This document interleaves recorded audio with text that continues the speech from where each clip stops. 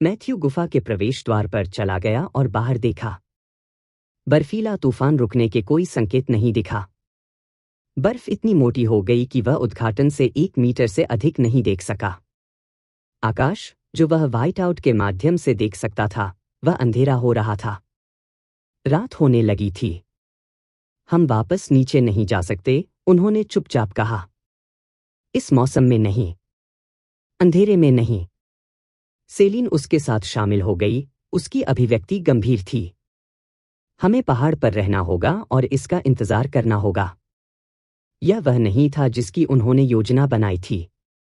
उनकी रणनीति दिन के उजाले के दौरान स्काउट करने और शाम से पहले सुरक्षा के लिए पीछे हटने की थी। मैथ्यू अपने आश्रय का सर्वेक्षण करने के लिए वापस मुड़ा। यह रक्षात्मक था, जिसमें एक प्रवेश द्वार, ठोस पत्थर की दीवारें और उन दोनों के लिए पर्याप्त जगह थी। उन्होंने फ्रॉस्ट सर्प से मांस भी काटा था। वे यहां रात गुजार सकते हैं। हम शिफ्ट लेते हैं, मैथ्यू ने निर्णय लेते हुए कहा। प्रत्येक में 4 घंटे। जो पहरा दे रहा है वह प्रवेश द्वार के पास रहता है, किसी भी चीज के पहले संकेत पर दूसरे को जगाने के लिए तैयार रहता है। सेलिन ने सिर हिलाया। मैं पहली घड़ी लूंगा। आपको उस लड़ाई के बाद अपने मन को ठीक करने की आवश्यकता है। मैथ्यू ने बहस नहीं की, वह अपनी लंबी यात्रा के बाद आराम करने के बारे में शिकायत नहीं करने जा रहा था। वह गुफा की दीवार के खिलाफ बस गया जहां वह अभी भी प्रवेश द्वार देख सकता था।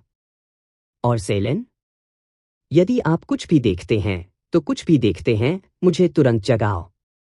इसे अकेले संभालने की कोशिश मत करो। मैं नहीं करूंगा, उसने वादा किया। मैथ्यू ने अपनी आंखें बंद कर लीं, लेकिन नींद आसानी से नहीं आई। बाहर बर्फीला तूफान चल रहा था। कहीं अंधेरे में प्रतीकों में उकेरा गया था जिसे वे समझ नहीं सकते थे। उन लोगों का एक संदेश था जो उनसे पहले इस रास्ते पर चले थे, जो लोग इसे कभी वापस नहीं कर पाए थे। रात से बचने के बाद आखिरकार सुबह आ गई। बर्फीला तूफान बंद हो गया था। गरजती हवा एक हल्की हवा में फीकी पड़ गई थी और गुफा के प्रवेश द्वार के माध्यम से पीली रोशनी फिल्टर हो गई थी, या इसमें क्या बचा था। पहले बर्फ ने उद्घाटन को पूरी तरह से ढक लिया था, उन्हें कब्र की तरह अंदर सील कर दिया था।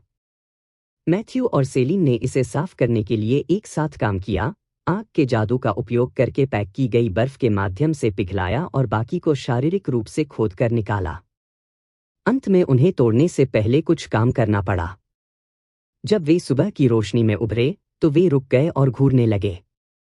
पहाड़ बदल गया था। हिमस्खलन सिर्फ उनकी गुफा के पास से नहीं गुजरा था, इसने उनके आसपास के पूरे परिदृश्य को मौलिक रूप से बदल दिया था। कल वे जिस रास्ते पर चढ़े थे वह चला गया था, बर्फ और बर्फ के मीटर के नीचे दफन था। पहाड़ के पूरे हिस्सों को फिर से आकार दिया गया था, जिससे नई ढलानों, नई चट्टानों, नई बाधाओं का निर्माण हुआ था जो पहले मौजूद नहीं थी। हम जिस तरह से आए थे उस तरह से वापस नहीं जा सकते, सेलिन ने चुपचाप कहा, विनाश का सर्वेक्षण करते हुए। वह मार्ग अब मौजूद नहीं है। मैथ्यू ने गंभीर रूप से सिर हिलाया। वे अब प्रतिबद्ध थे, एकमात्र रास्ता ऊपर था। तभी सेलिन का हाथ बाहर निकल गया, उसकी बाह को पकड़ लिया। मैथ्यू, देखो। उसने ऊपर की ओर इशारा किया और मैथ्यू ने उसकी निगाहों का पीछा किया। बर्फीला तूफान पूरी तरह से साफ हो गया था, जिससे आकाश में वह अजीब घूमता हुआ नीला सफेद रंग था जो इस क्षेत्र में दिन के उजाले के लिए गुजरता था। और वहां पहाड़ की ऊपरी पहुंच में उकेरी गई, बचे हुए बादलों के टुकड़ों के माध्यम से मुश्किल से दिखाई देती है, पत्थर की संरचनाएं थीं। विशाल खंभे जो दिग्गजों की उंगलियों की तरह उठे, उनकी सतह ठंड से ढकी हुई थी। उनके सामने मंदिर खड़ा था। वे जितना महसूस करते थे उससे कहीं अधिक करीब थे। बर्फीला तूफान और हिमस्खलन ने वास्तव में उन्हें अपने गंतव्य के करीब धकेल दिया था, जिससे उन्हें उस लंबे दृष्टिकोण को काट दिया गया था जो उन्हें बनाने की आवश्यकता थी। हम लगभग वहां हैं, मैथ्यू ने सांस ली, आशा और भय का मिश्रण उसके सीने में बस गया। सेलिन ने ऊपर की ओर देखना जारी रखा, उसका शरीर तनावग्रस्त था। मैथ्यू, मैंने कुछ देखा। बस एक पल के लिए। क्या? मैथ्यू की निगाहें मंदिर के खंभों के आसपास के क्षेत्र को स्कैन करती थीं। एक सिलहूट, खंभों के बीच घूमना, मानव के आकार का, मुझे लगता है, लेकिन उसने आगे की ओर झुकते हुए तिरछी नजर डाली। यह अब चला गया है। मैथ्यू ने देखा कि उसने कहाँ संकेत दिया था। उसकी आंखें कुछ भी ढूंढ रही थीं। उसने पत्थर और बर्फ और हमेशा मौजूद बर्फ के अलावा कुछ नहीं देखा। क्या आपको यकीन है? उसने पूछा। मैं। सेलिन झिझकी, उसकी आवाज में संदेह छा गया। मुझे लगा कि मैंने किया है, लेकिन शायद यह सिर्फ एक छाया थी या बादल हिल रहे थे।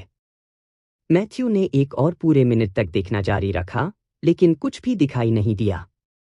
फिर भी सेलिन चीजों की कल्पना करने के लिए प्रकार नहीं थी, विशेष रूप से एक सप्ताह की निरंतर सतर्कता के बाद ने रेजर तीक्ष्णता के लिए अपनी प्रवृत्ति का सम्मान किया था। हम सतर्क रहते हैं, उन्होंने अंत में कहा। अगर वहां कोई है तो हम जल्द ही पता लगा लेंगे। सेलिन ने सिर हिलाया, हालांकि उसका हाथ उसके कर्मचारियों पर कड़ा रहा। चढ़ाई विश्वासघाती थी। हिमस्खलन ने अस्थिर बर्फ के क्षेत्र बना दिए थे जो बिना किसी चेतावनी के रास्ता दे सकते थे। बर्फ की चादरें उन कोनों पर चट्टान के चेहरों से चिपकी हुई थीं जो भौतिकी को धता बताते हुए लग रहे थे। एक से अधिक बार मैथ्यू को हैंड होल्ड बनाने के लिए अपने पृथ्वी के जादू का उपयोग करना पड़ा, या सेलिन को मैन्युअल रूप से तोड़ने के लिए बहुत मोटी बर्फ के माध्यम से एक रास्ता पिघलाना पड़ा। लेकिन वे चढ़ गए। जैसे जैसे वे पास आते गए, मंदिर के खंभे बड़े होते गए, जिससे उन विवरणों का पता चलता था जो नीचे से दिखाई नहीं दे रहे थे। ठंड के पैटर्न प्राकृतिक नहीं थे, वे उन दृश्यों को दर्शाने वाली नक्काशी कर रहे थे जिनका मैथ्यू काफी अर्थ नहीं बना सकता था। जैसे ही वे करीब आ रहे थे, उसने निकटतम स्तंभ पर नजर डाली, यह समझने की कोशिश कर रहा था कि कारीगर क्या बताने की कोशिश कर रहे थे। वे आकृतियां जो मानव हो सकती थीं या कुछ और हो सकती थीं, पत्थर की सतह के साथ जुलूस में उकेरी गई थीं। उन्हें शैलीबद्ध किया गया था, उनका अनुपात थोड़ा गलत था, जैसे कि मूर्तिकार जीवन के बजाय स्मृति से काम कर रहा था। प्रत्येक आकृति अपने सिर के ऊपर रखी गई वस्तुओं को ले जाती हुई दिखाई दी क्योंकि वे नक्काशी में एक केंद्रीय बिंदु की ओर बढ़ रहे थे। मैथ्यू की आंखें जुलूस का पीछा करती थीं जहां वह जाता था। अत्यधिक विवरण के साथ उकेरा गया एक विशाल सिंहासन जो बाकी स्तंभ को कवर करने वाले चित्रों के बीच भी खड़ा था। और उस सिंहासन पर बैठा एक प्राणी था जिसने नक्काशीदार पत्थर से ज्यादा कुछ नहीं होने के बावजूद मैथ्यू की त्वचा को रेंगने पर मजबूर कर दिया। यह विषम अनुपात के साथ ह्यूमनॉइड था, इसमें 2 हाथ, 2 पैर, एक धड़ और एक सिर था। यह वास्तव में लंबा था, बहुत पतला था, जिसमें अंग ऐसे कोनों पर मुड़े हुए थे जो संभव नहीं होने चाहिए। सिर को किसी ऐसी चीज से ताज पहनाया गया था जो बर्फ या सींग या दोनों हो सकता था। और यहां तक कि पत्थर में भी, यहां तक कि शायद जमी हुई हवा के बेशुमार वर्षों से भी अपक्षय हुआ, नक्काशी की मुद्रा में कुछ ऐसा था जो प्रभुत्व को विकीर्ण करता था। इस सिंहासन से पहले, इसके आधार पर, एक वेदी थी। आकृतियों का जुलूस एक एक करके उस पर अपना प्रसाद चढ़ाता हुआ दिखाई दिया। उनके नक्काशीदार चेहरे बैठे हुए प्राणी की ओर ऊपर की ओर मुड़ गए जैसे कि प्रार्थना या आतंक में। मैथ्यू ने अपना ध्यान अगले स्तंभ पर स्थानांतरित किया और इसी तरह के दृश्य पाए। अलग अलग आंकड़े, अलग अलग प्रसाद, लेकिन हमेशा एक ही सिंहासन। बलिदान, सेलिन फुसफुसाई, उसके बगल में खड़े होने के लिए आ रही थी। वह एक अलग स्तंभ की जांच कर रही थी लेकिन स्पष्ट रूप से उसी निष्कर्ष पर पहुंच गई थी। वे जो कुछ भी है उसके लिए बलिदान दे रहे हैं। मैथ्यू ने धीरे से सिर हिलाया। यह बहुत, बहुत लंबे समय से हो रहा था। सर्दियों का दिल, मैथ्यू ने चुपचाप कहा, उसकी आंखें सिंहासन पर नक्काशीदार होने की ओर लौट रही थीं। मुझे लगता है कि हम इसे देख रहे हैं। सेलिन का चेहरा पीला पड़ गया था। अगर हमें यहां से बाहर निकलने के लिए इसका सामना करना पड़ता है। खंभों के बीच, विशाल पत्थर की संरचनाओं द्वारा डाली गई छाया में मुश्किल से दिखाई दे रहा था, एक प्रवेश द्वार था। अंधेरे की ओर जाने वाला एक द्वार, इसकी दहलीज उन जटिल ठंड नक्काशी से चिन्हित है। उन्होंने जो भी उत्तर मांगा, जो भी भयावहता उनका इंतजार कर रही थी, वह उस प्रवेश द्वार से परे थी। थोड़ी देर चढ़ने के बाद वे मंदिर के प्रवेश द्वार पर थे। टैप करें, टैप करें। मंदिर के अंदर से फर्श से जूतों से टकराने की आवाज गूंज उठी, जिससे सेलीन और मैथ्यू तुरंत तनावग्रस्त हो गए। उन्हें जूतों की आवाज सुनने की उम्मीद नहीं थी, जो निश्चित रूप से मंदिर के अंदर से मनुष्यों से आएगी।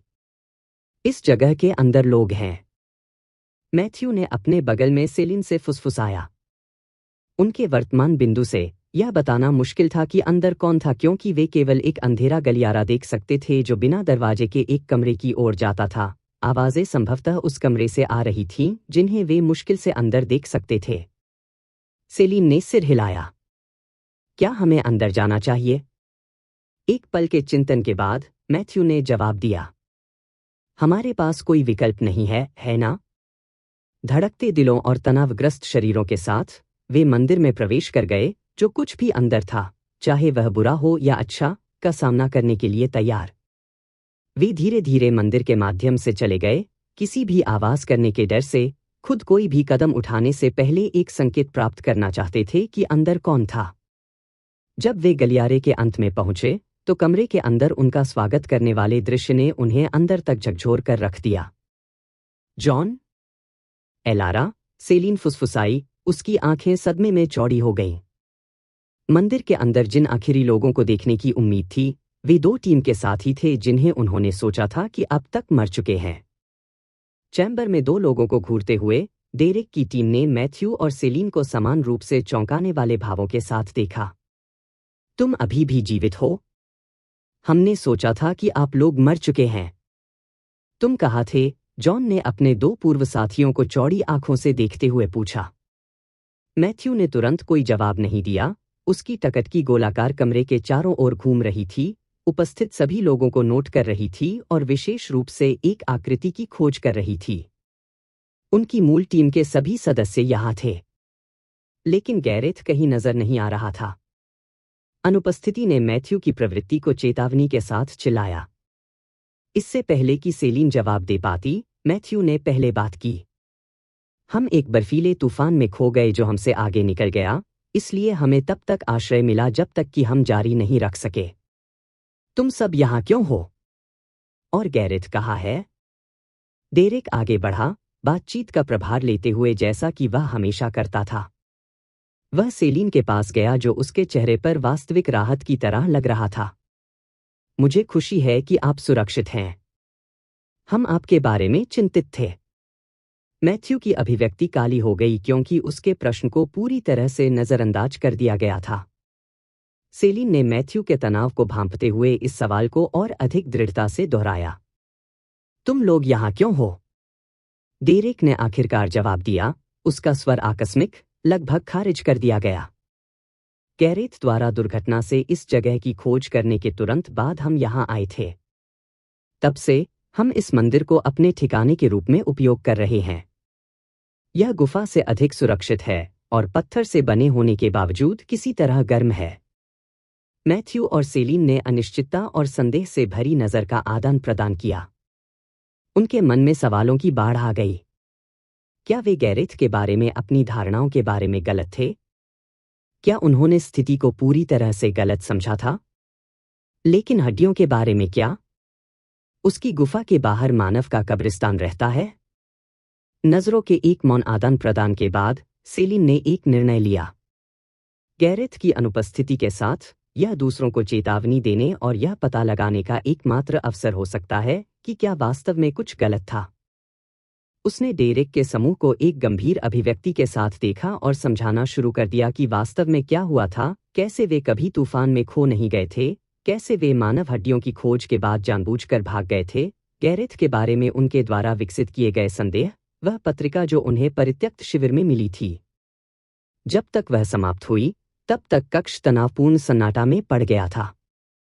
तभी डेरेक हंसने लगा। ध्वनि पत्थर की दीवारों से गूंज उठी, कठोर और अविश्वासी। उसने अपना पेट पकड़ लिया, अपनी आंखों से आंसू पोंछे, क्योंकि उसकी हंसी धीरे धीरे कम हो गई। जब उसने आखिरकार खुद को बोलने के लिए पर्याप्त रूप से तैयार किया, तो उसने भौंकने वाले मैथ्यू को निर्विवाद उपहास के साथ देखा। क्या आप अपने दिमाग से बाहर हैं? गंभीरतया? एक नरभक्षी? डेरेक ने अपना सिर हिलाया, फिर भी हंस रहा था। यह सबसे हास्यास्पद बात है जो मैंने कभी सुनी है। आप इस परिकथा पर विश्वास करने के लिए सेलिन को मूर्ख बनाने में भी कामयाब रहे। मार्कस ने सहमति में सूंघा। गुफा के चारों ओर मानव हड्डियां। वे शायद जागृति करने वालों से हैं जो हमारे यहां आने से पहले ही मर गए थे। यह जगह न जाने कितने समय से लोगों को फंसा रही है। और यह तथ्य कि गैरेथ हमारे लिए मददगार के अलावा और कुछ नहीं रहा है, आपके लिए कोई मतलब नहीं है। आइरिस ने अपनी बाहों को पार करते हुए कहा। उन्होंने हमें खाना खिलाया, हमें सिखाया कि यहाँ कैसे जीवित रहना है, और हमें यह मंदिर दिखाया है। अगर वह हमें चोट पहुंचाना चाहता था तो उसके पास 1 दर्जन मौके थे। मैथ्यू का जबड़ा कड़ा हो गया। वह अभी कहाँ है? वह आपके साथ क्यों नहीं है? वह स्काउटिंग करने गया, डेरेक ने अतिरंजित धैर्य के साथ कहा, जैसे कि एक बच्चे को कुछ समझा रहा हो। परिधि की जांच करना, यह सुनिश्चित करना कि कोई जानवर आसपास न हो। वह इसे हर कुछ घंटों में करता है। वह जल्द ही वापस आ जाएगा। और आप बस उस पर विश्वास करते हैं, सेलिन ने दबाया। आपने कभी सवाल नहीं किया कि जब उसने हमें पाया तो वह अकेला क्यों था? उसके दावे के बावजूद कोई अन्य जीवित क्यों नहीं बचे थे? बस, डेरेक ने उसे काट दिया, उसका मनोरंजन जलन में लुप्त हो गया। देखो, मैं समझ गया। आप दोनों भाग गए और अपने दम पर जीवित रहने के लिए संघर्ष कर रहे हैं। आप थके हुए हैं, डरे हुए हैं, और शायद आधे भूखे हैं। आपका दिमाग आप पर चाल चल रहा है। लेकिन यहां न आएं और हमें उस व्यक्ति के खिलाफ करने की कोशिश करें जिसने हमें जीवित रखा है। जॉन आगे बढ़ा, उसकी अभिव्यक्ति क्षमा प्रार्थी लेकिन दृढ़ थी। सेलिन, मैथ्यू, मुझे पता है कि आप बहुत कुछ झेल चुके हैं। लेकिन डेरेक सही है। गैरेथ हमारे लिए अच्छा रहा है। आप जो कुछ भी सोचते हैं कि आपने देखा, एक और स्पष्टीकरण होना चाहिए। मैथ्यू ने बहस करने के लिए अपना मुंह खोला, जोर से दबाने के लिए, लेकिन उनके पीछे गलियारे से एक आवाज। चैम्बर में मौजूद सभी लोग प्रवेश द्वार की ओर मुड़ गए।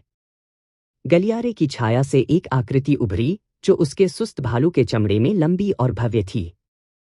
खून से सना भाला लापरवाही से उसके कंधों पर टिका हुआ था।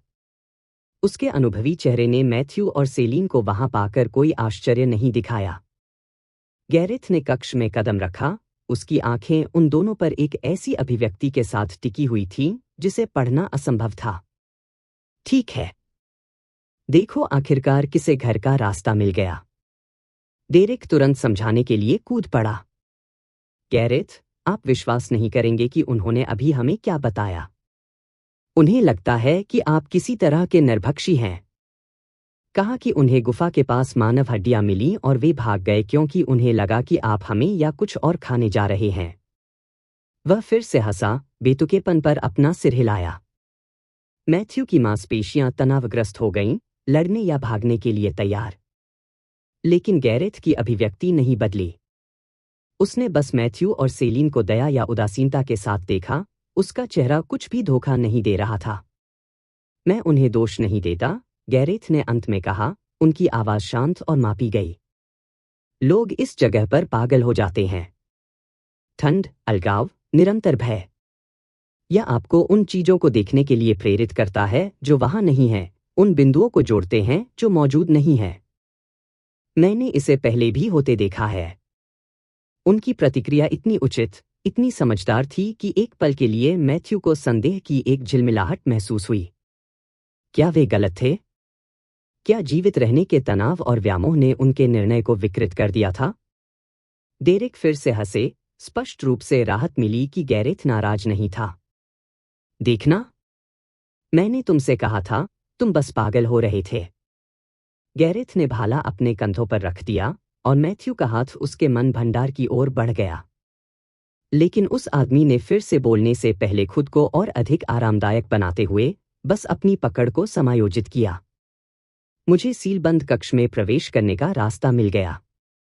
चलो आज रात इसकी तैयारी करते हैं। अपने आप को मानसिक रूप से तैयार करें। हम इस जगह को छोड़ रहे हैं। डेरेक के समूह के सभी लोग खुशी से जगमगा उठे, उनके चेहरे जीवित रहने की थकावट से आशा में बदल गए। वास्तव में एलारा ने सांस ली, उसका धनुष पूरी तरह से नीचे गिर गया क्योंकि उसकी आंखों में आंसू बन गए। हम अंत में बाहर निकल सकते हैं? आज रात? मार्कस ने पूछा, उसकी आवाज में अविश्वास और उत्तेजना का सामना करना पड़ रहा था। गैरेथ ने एक बार सिर हिलाया, दृढ़ और निश्चित। आज रात। जॉन ने मैथ्यू और सेलिन की ओर रुख किया। मंदिर में एक गहरा दरवाजा है जो हमें लगता है कि इस क्षेत्र से हमारा निकास है। हम इसे कई दिनों से खोलने की कोशिश कर रहे हैं, लेकिन किसी प्रकार का तंत्र है जिसका हम पता नहीं लगा सके। यह हिलता नहीं था कि हमने कुछ भी कोशिश की। उसने कक्ष के दूर के छोर की ओर इशारा किया, जहां मैथ्यू अब एक और गलियारा देख सकता था जो अंधेरे में गहराई तक जा रहा था। ऐसा लगता है कि गैरेथ को आखिरकार इसे खोलने का एक तरीका मिल गया है। सेलिन ने मैथ्यू पर नजर डाली, उसकी अभिव्यक्ति सावधानी से तटस्थ थी, लेकिन वह उसकी आंखों में प्रश्न देख सकता था। मैथ्यू का दिमाग दौड़ गया। एक सीलबंद दरवाजा जिसके कारण वे भागने लगे। एक तंत्र जिसे खोलने के लिए विशिष्ट परिस्थितियों की आवश्यकता होती है। और गैरेथ, जो उनमें से किसी से भी अधिक समय तक यहाँ था, ने आखिरकार इसका पता लगा लिया था। या वह किसी खास चीज का इंतजार कर रहा था? पर्याप्त लोगों के इकट्ठा होने के लिए? पर्याप्त जीवन जमा करने के लिए? बाहर की नक्काशी मैथ्यू की स्मृति में चमक उठी। एक वेदी पर प्रसाद ले जाने वाली आकृतियों के जुलूस। सिंहासन पर बैठे होने के लिए बलिदान दिया गया। किस तरह का तंत्र? मैथ्यू ने पूछा, उसकी आवाज दूसरों के उत्साह को काट रही थी। गैरेथ ने अपना ध्यान मैथ्यू की ओर लगाया। पुराने जमाने के प्रकार को एक साथ सक्रिय करने के लिए कई लोगों की आवश्यकता होती है। दबाव प्लेटें, ऐसा लगता है। उसने डेरेक के समूह को इशारा किया। अब आप दोनों के साथ, हमारे पास 10 हैं। पर्याप्त से अधिक होना चाहिए। 10 लोग, मैथ्यू ने धीरे से दोहराया। 10 लोग, गैरेथ ने पुष्टि की। हम रात होने पर इसका प्रयास करेंगे। समय मायने रखता है, जाहिरा तौर पर। मंदिर की संरचना के बारे में कुछ और सूरज डूबने पर तंत्र तापमान परिवर्तन पर कैसे प्रतिक्रिया करता है। यह प्रशंसनीय लग रहा था।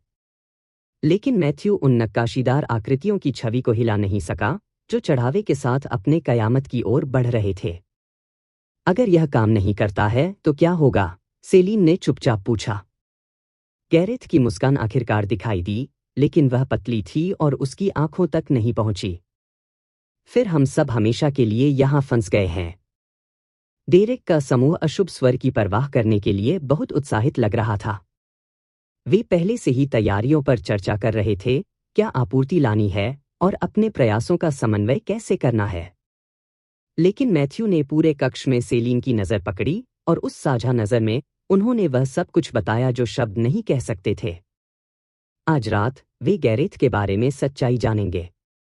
आज रात वे या तो इस जमे हुए नरक से बच जाएंगे, या पता लगाएं कि सर्दियों के दिल ने किस तरह के बलिदान की मांग की थी। क्या आप तैयार हैं? गैरेथ ने एक विशाल दरवाजे के सामने गठन के सामने खड़े होकर बात की।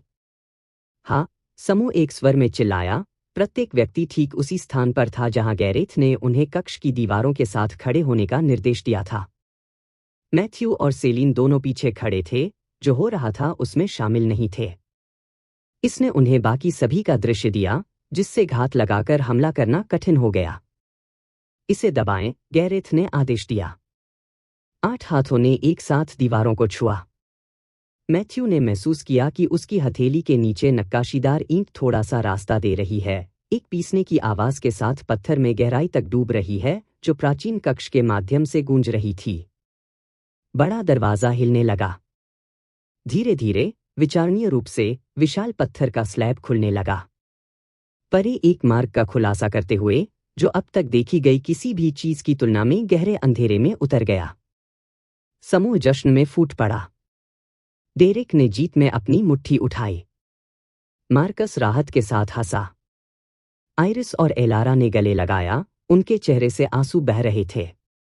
जॉन बस वहीं खड़ा था, मुस्कुरा रहा था जैसे कि उसे विश्वास नहीं हो रहा था कि यह असली था। केवल 2 लोग उत्सव में शामिल नहीं हुए। मैथ्यू और सेलिन गठन के पीछे खड़े थे, उनके भाव सावधानीपूर्वक तटस्थ थे, उनके शरीर तनावग्रस्त और तैयार थे। उन्होंने गैरेथ की पीठ देखा कि कैसे उसने खुलने वाले दरवाजे को एक ऐसी अभिव्यक्ति के साथ देखा जो न तो आश्चर्यचकित था और न ही विशेष रूप से हर्षित था। उनकी सभी चेतावनियों के बावजूद, हड्डियों और पत्रिका और हर वृत्ति के चिल्लाने के बावजूद कि कुछ गलत था, वे दूसरों को कुछ भी साबित नहीं कर सके। डेरेक के समूह ने अपनी पसंद बना ली थी। उन्होंने गैरेथ पर भरोसा किया, जितना कि उन्होंने 2 साथियों पर भरोसा किया जो 1 सप्ताह के लिए गायब हो गए थे। इसलिए मैथ्यू और सेलिन ने अपना निर्णय स्वयं लिया था। वे समूह के साथ प्रवेश करेंगे, और अगर गैरेथ ने कुछ भी मूर्खतापूर्ण करने की कोशिश की, जो उनके संदेह की पुष्टि करता है, तो वे उसे मार डालेंगे। उनके पास अब ऐसा करने की ताकत थी।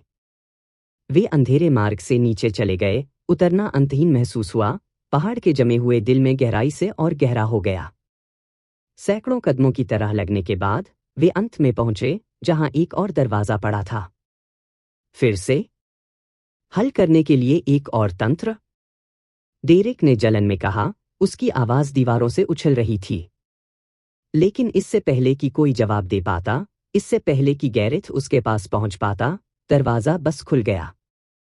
यह चुपचाप, सुचारू रूप से अंदर की ओर घूमता रहा, जैसे कि वह उनका इंतजार कर रहा हो। परे एक कक्ष इतना अंधेरा था कि उनकी रोशनी के साथ भी वे मुश्किल से इसके आयामों को समझ सकते थे।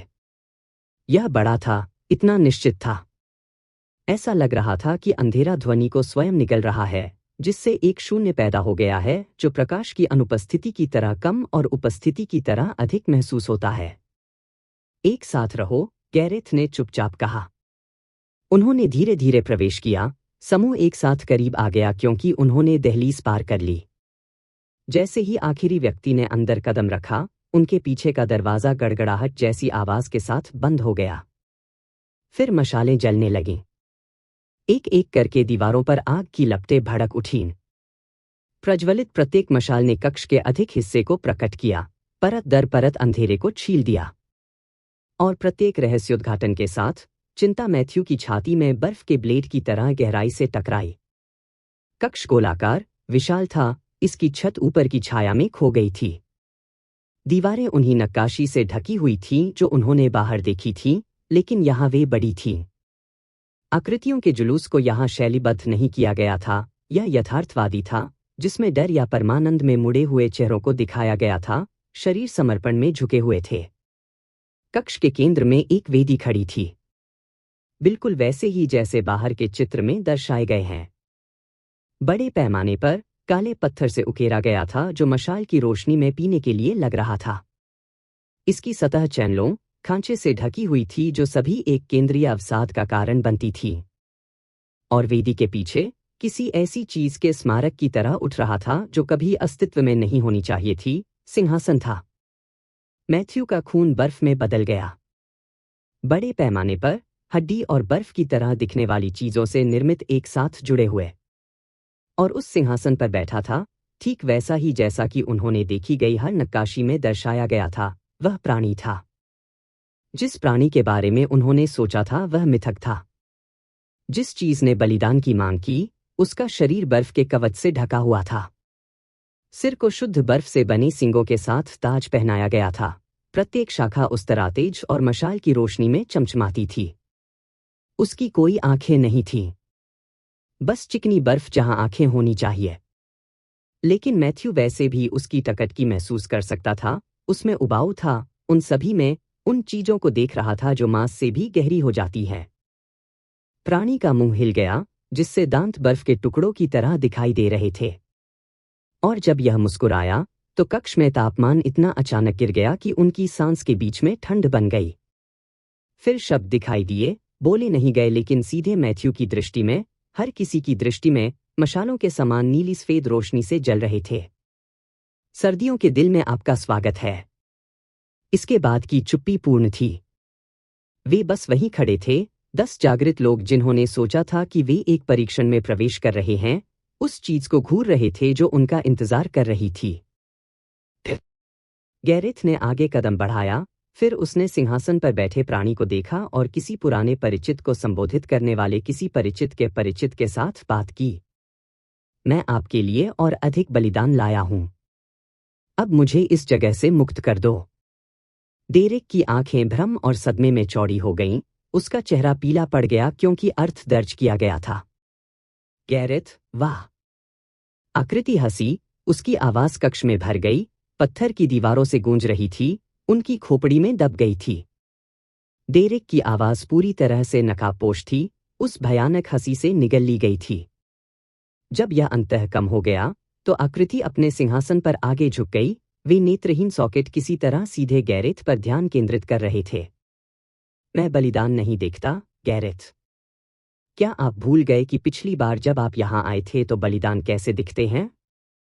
मैथ्यू की आंखें चौड़ी हो गईं क्योंकि निहितार्थ उस पर दुर्घटनाग्रस्त हो गए। गैरेथ पहले भी यहां आ चुके थे। न केवल इस क्षेत्र में, बल्कि इसी कक्ष में। इसी प्राणी के सामने खड़ा है। वह पहले भी लोगों को यहां लाया था, शायद पत्रिका से समूह, शायद उनसे पहले अन्य। और उन्हें नवीनतम प्रसाद माना जाता था। मैथ्यू के दिमाग में कई विचार दौड़ गए, लेकिन उनके पास उन्हें संसाधित करने का समय नहीं था। क्योंकि नया पाठ दिखाई दिया, जो उन सभी के सामने हवा में जल रहा था। स्थायी मृत्यु क्षेत्र। जिस सुरक्षा जाल पर वह भरोसा करता था, वह लाभ जिसने उसे जोखिम लेने और गलतियों से बचने की अनुमति दी थी, वह चला गया था। यहां एक मौत, और यह खत्म हो गया था। अपने चारों ओर, वह दूसरों को अपनी स्थिति की जांच करते हुए देख सकता था। उनके चेहरे का रंग निकल रहा था क्योंकि उन्हें एक ही बात का एहसास हुआ था। नहीं, मार्कस फुसफुसाया। नहीं, नहीं, नहीं। शीतकालीन परीक्षण का हृदय। उत्तरजीवी 10/1। समय 10। एक बार टाइमर समाप्त हो जाने के बाद, यदि एक से अधिक उत्तरजीवी बचे हैं, तो आप सभी परीक्षण में विफल हो जाएंगे और मेरे खूबसूरत साथी आपको भोजन करेंगे। मुकुट पर प्राणी से आवाज निकली, जैसे ही सिंहासन के पीछे से 6 आर्कटिक भेड़िए निकले, उनके नुकीले चमक रहे थे। आर्कटिक भेड़िया। स्तर 15। विवरण: अपने प्रभुओं के बाद क्षेत्र में सबसे मजबूत जीव। वे बेहद शातिर हैं और बर्फ तत्व को नियंत्रित करते हैं। खेल को जाने दो। शुरू करो, अपने दोनों हाथों को चौड़ा करते हुए प्राणी ने हंसते हुए कहा। गैरेथ ने तुरंत निकटतम व्यक्ति, मार्कस की ओर रुख किया। मार्कस ने अपनी ढाल उठाई, लेकिन डेरेक बहुत तेज, बहुत मजबूत था। भाला ढाल के माध्यम से टूट गया और सीधे मार्कस की छाती में घुस गया। खांसी। मार्कस ने खून की खांसी की, उसकी आंखें सदमे और दर्द से चौड़ी हो गईं क्योंकि जीवन उसके शरीर से भाग गया। धड़ाम। मार्कस जमीन पर गिर गया, उसकी आंखों में कोई रोशनी नहीं थी। मार्कस, डेरेक की चीख कच्ची पीड़ा थी क्योंकि वह अपने साथी की लाश, रोष और दुख को अपने चेहरे पर घूर रहा था। डेरेक, आइरिस और उनकी टीम के 2 अन्य सदस्य तुरंत एक साथ इकट्ठे हो गए, हथियार उठाए गए। डेरेक मैथ्यू, सेलेन, जॉन और एलारा की ओर घूमा, हताशा से उसकी आवाज में दरार आ गई। हमें उसे मारने की जरूरत है। वह बहुत मजबूत है। हमारी मदद करो। गैरेथ पहले से ही फिर से चार्ज कर रहा था, उसका भाला अभी भी मार्कस के खून से टपक रहा था। मैथ्यू और अन्य लोगों ने प्रतिक्रिया व्यक्त की। एलारा ने तेजी से एक के बाद एक 3 तीर चलाते हुए अपनी धनुष की डोर खींची। केवल एक ने गैरेथ के कंधे पर मुक्का मारते हुए अपना निशान पाया। वह मुश्किल से झिझकाया, लापरवाही से तीर को मुक्त कर दिया और दूरी को बंद करते हुए उसे त्याग दिया। यही नहीं, सेलीन ने उनके बीच जो पृथ्वी की दीवार फटी थी, वह लगभग तुरंत ही बिखर गई। गैरेथ के हमले की ताकत को रोकने में असमर्थ, पत्थर के टुकड़े चैम्बर के फर्श पर बिखरे हुए थे। लेकिन दीवार ने दूरी बनाने के लिए डेरेक को कीमती सेकंड खरीदे थे। आइरिस ने उड़ते हुए और तीर भेजे। मैथ्यू और सेलीन ने अपने मौलिक हमले शुरू किए। छप, सनसनाहट। हमले किए, लेकिन उतने कठिन नहीं जितना वे कर सकते थे। मैथ्यू ने अपने विकसित एलिमेंटल अटैक की पूरी शक्ति को वापस रखा, उनके आग के गोले केवल 1/4 आकार के हो सकते थे। सेलीन की लपटें उस नरक के बजाय संयमित तीव्रता से जल रही थीं, जिसे वह जादू करने में सक्षम थी। अनजाने में दोनों अपने घूंसे खींच रहे थे। आगे जो कुछ भी हुआ उसके लिए उन्हें अपनी ऊर्जा का संरक्षण करने की आवश्यकता थी। स्थिति स्पष्ट थी। 10 बचे लोगों को एक बनने की जरूरत थी और उनमें से कोई भी हत्या करने वाला नहीं बनना चाहता था। न तो अपने हाथों पर खून चाहते थे, भले ही जीवित रहने की मांग हो। इसलिए उन्होंने रक्षात्मक रूप से लड़ाई लड़ी। हमला करने के बजाय रक्षा करना, वार खत्म करने के बजाय बाधाएं पैदा करना। लेकिन गैरेथ को ऐसी कोई झिझक नहीं थी। उसने गेहूं की कटाई करने वाले रीपर की तरह डेरेक की शेष टीम को फाड़ दिया। डेरेक की टीम में 2 जागृत एक दूसरे के सेकंड के भीतर गिर गए। गैरेथ के भाले ने योद्धा का गला पाया, फिर उचित बचाव करने से पहले छाती के माध्यम से मरहम लगाने वाले को लगाने के लिए उलट दिया। आइरिस ने एक झटका लगाया जिसने उसकी बाह के साथ एक घाव खोल दिया। खून उसकी कोहनी तक बह रहा था। वह पीछे की ओर लड़खड़ा गई, लगभग अपना धनुष गिरा दिया। एलारा ने दूसरों को कवर करने की कोशिश करते हुए सख्त गोलीबारी की, लेकिन गैरेथ बहुत तेज था, बहुत अनुभवी था। उसने अपने भाले के शाफ्ट से उसके तीरों को विक्षेपित कर दिया, भयानक गति से उनके बीच की खाई को बंद कर दिया। कष्टप्रद कीट, पहले ही मर जाओ। गैरेथ एलारा की ओर बढ़ गया। जॉन ने खुद को एलारा के सामने फेंकते हुए आगे बढ़ाया। जैसे ही गैरेथ का भाला आगे बढ़ा, उसके दिल के लिए बने ब्लेड ने उसके बजाय पाया। जॉन! नहीं, एलारा डरावनी होकर चिल्लाई। थंक! भाले ने जॉन की छाती पर बेरहमी से मुक्का मारा। जॉन हांफने लगा, उसके होठों से खून बह रहा था, उसकी आंखें सदमे से चौड़ी हो रही थीं। जॉन, एलारा की चीख पीड़ा का अवतार थी। जॉन गिर गया और एलारा ने उसे पकड़ लिया, कांपते हाथों से उसे जमीन पर गिरा दिया। उनके नीचे खून जमा हो गया, जो प्राचीन पत्थर में फैल गया। जैसे ही गैरेथ एलारा पर हमला करने वाला था, हर किसी के हमले उसकी दिशा में उतरे, जिससे उसे गर्भपात करने और चकमा देने के लिए मजबूर होना पड़ा। नहीं, नहीं, कृपया, एलारा ने अपना सिर पकड़ते हुए रोया। जॉन, मेरे साथ रहो। कृपया। जॉन के हाथ ने उसे पाया, कमजोर रूप से पकड़ लिया। उसके होंठ हिल गए, जिससे उसके अलावा किसी के लिए भी सुनने के लिए बहुत शांत शब्द बन गए। फिर उसका हाथ ढीला हो गया, उसकी आंखों का ध्यान भटक गया। एलारा का दुहक असहनीय था, उसका शरीर सिसकियों से कांप रहा था क्योंकि उसने उसे पकड़ रखा था। मैथ्यू को उस पल में एहसास हुआ कि उसने पहले क्या नहीं देखा था। जिस तरह से उसने अपने पुनर्मिलन के दौरान जॉन को देखा था, सूक्ष्म स्पर्श, साझा नजर। गैरेथ की देखभाल में अपने समय के दौरान उन्होंने कुछ विकसित किया था। उसने भावनाओं के मिश्रण के साथ दृश्य को देखा। उसने अपने प्रेमी के लिए जॉन के बलिदान का सम्मान किया, लेकिन साथ ही उसका मानना था कि वह किसी ऐसे व्यक्ति के लिए अपना जीवन फेंकने के लिए मूर्ख था जिससे वह कुछ दिन पहले मिला था। 5 जीवित रह गए। सेलेन, मैथ्यू, एलारा, आइरिस और डेरेक। गैरेथ उनके सामने खड़ा था, जोर से सांस ले रहा था। उसका भालू का चमड़ा फट गया था और उनके हमलों से जल गया था कि वह पूरी तरह से चकमा देने में असमर्थ था। कई घावों से खून बह रहा था। डेरेक की तलवार से कतर, मैथ्यू की आग से जलता है, उसके मांस में लगे तीर। वह कमजोर था, मृत्यु के कगार पर, उसकी स्तर की ताकत अंततः उसे विफल कर रही थी। डेरेक आगे बढ़ा, उसकी तलवार उसकी पकड़ में कांप रही थी, उसका चेहरा रोष और तबाही का मुखौटा था। क्यों? वह चिल्लाया, उसकी आवाज कक्ष की दीवारों से गूंज रही थी। तुमने ऐसा क्यों किया? हमने आप पर भरोसा किया।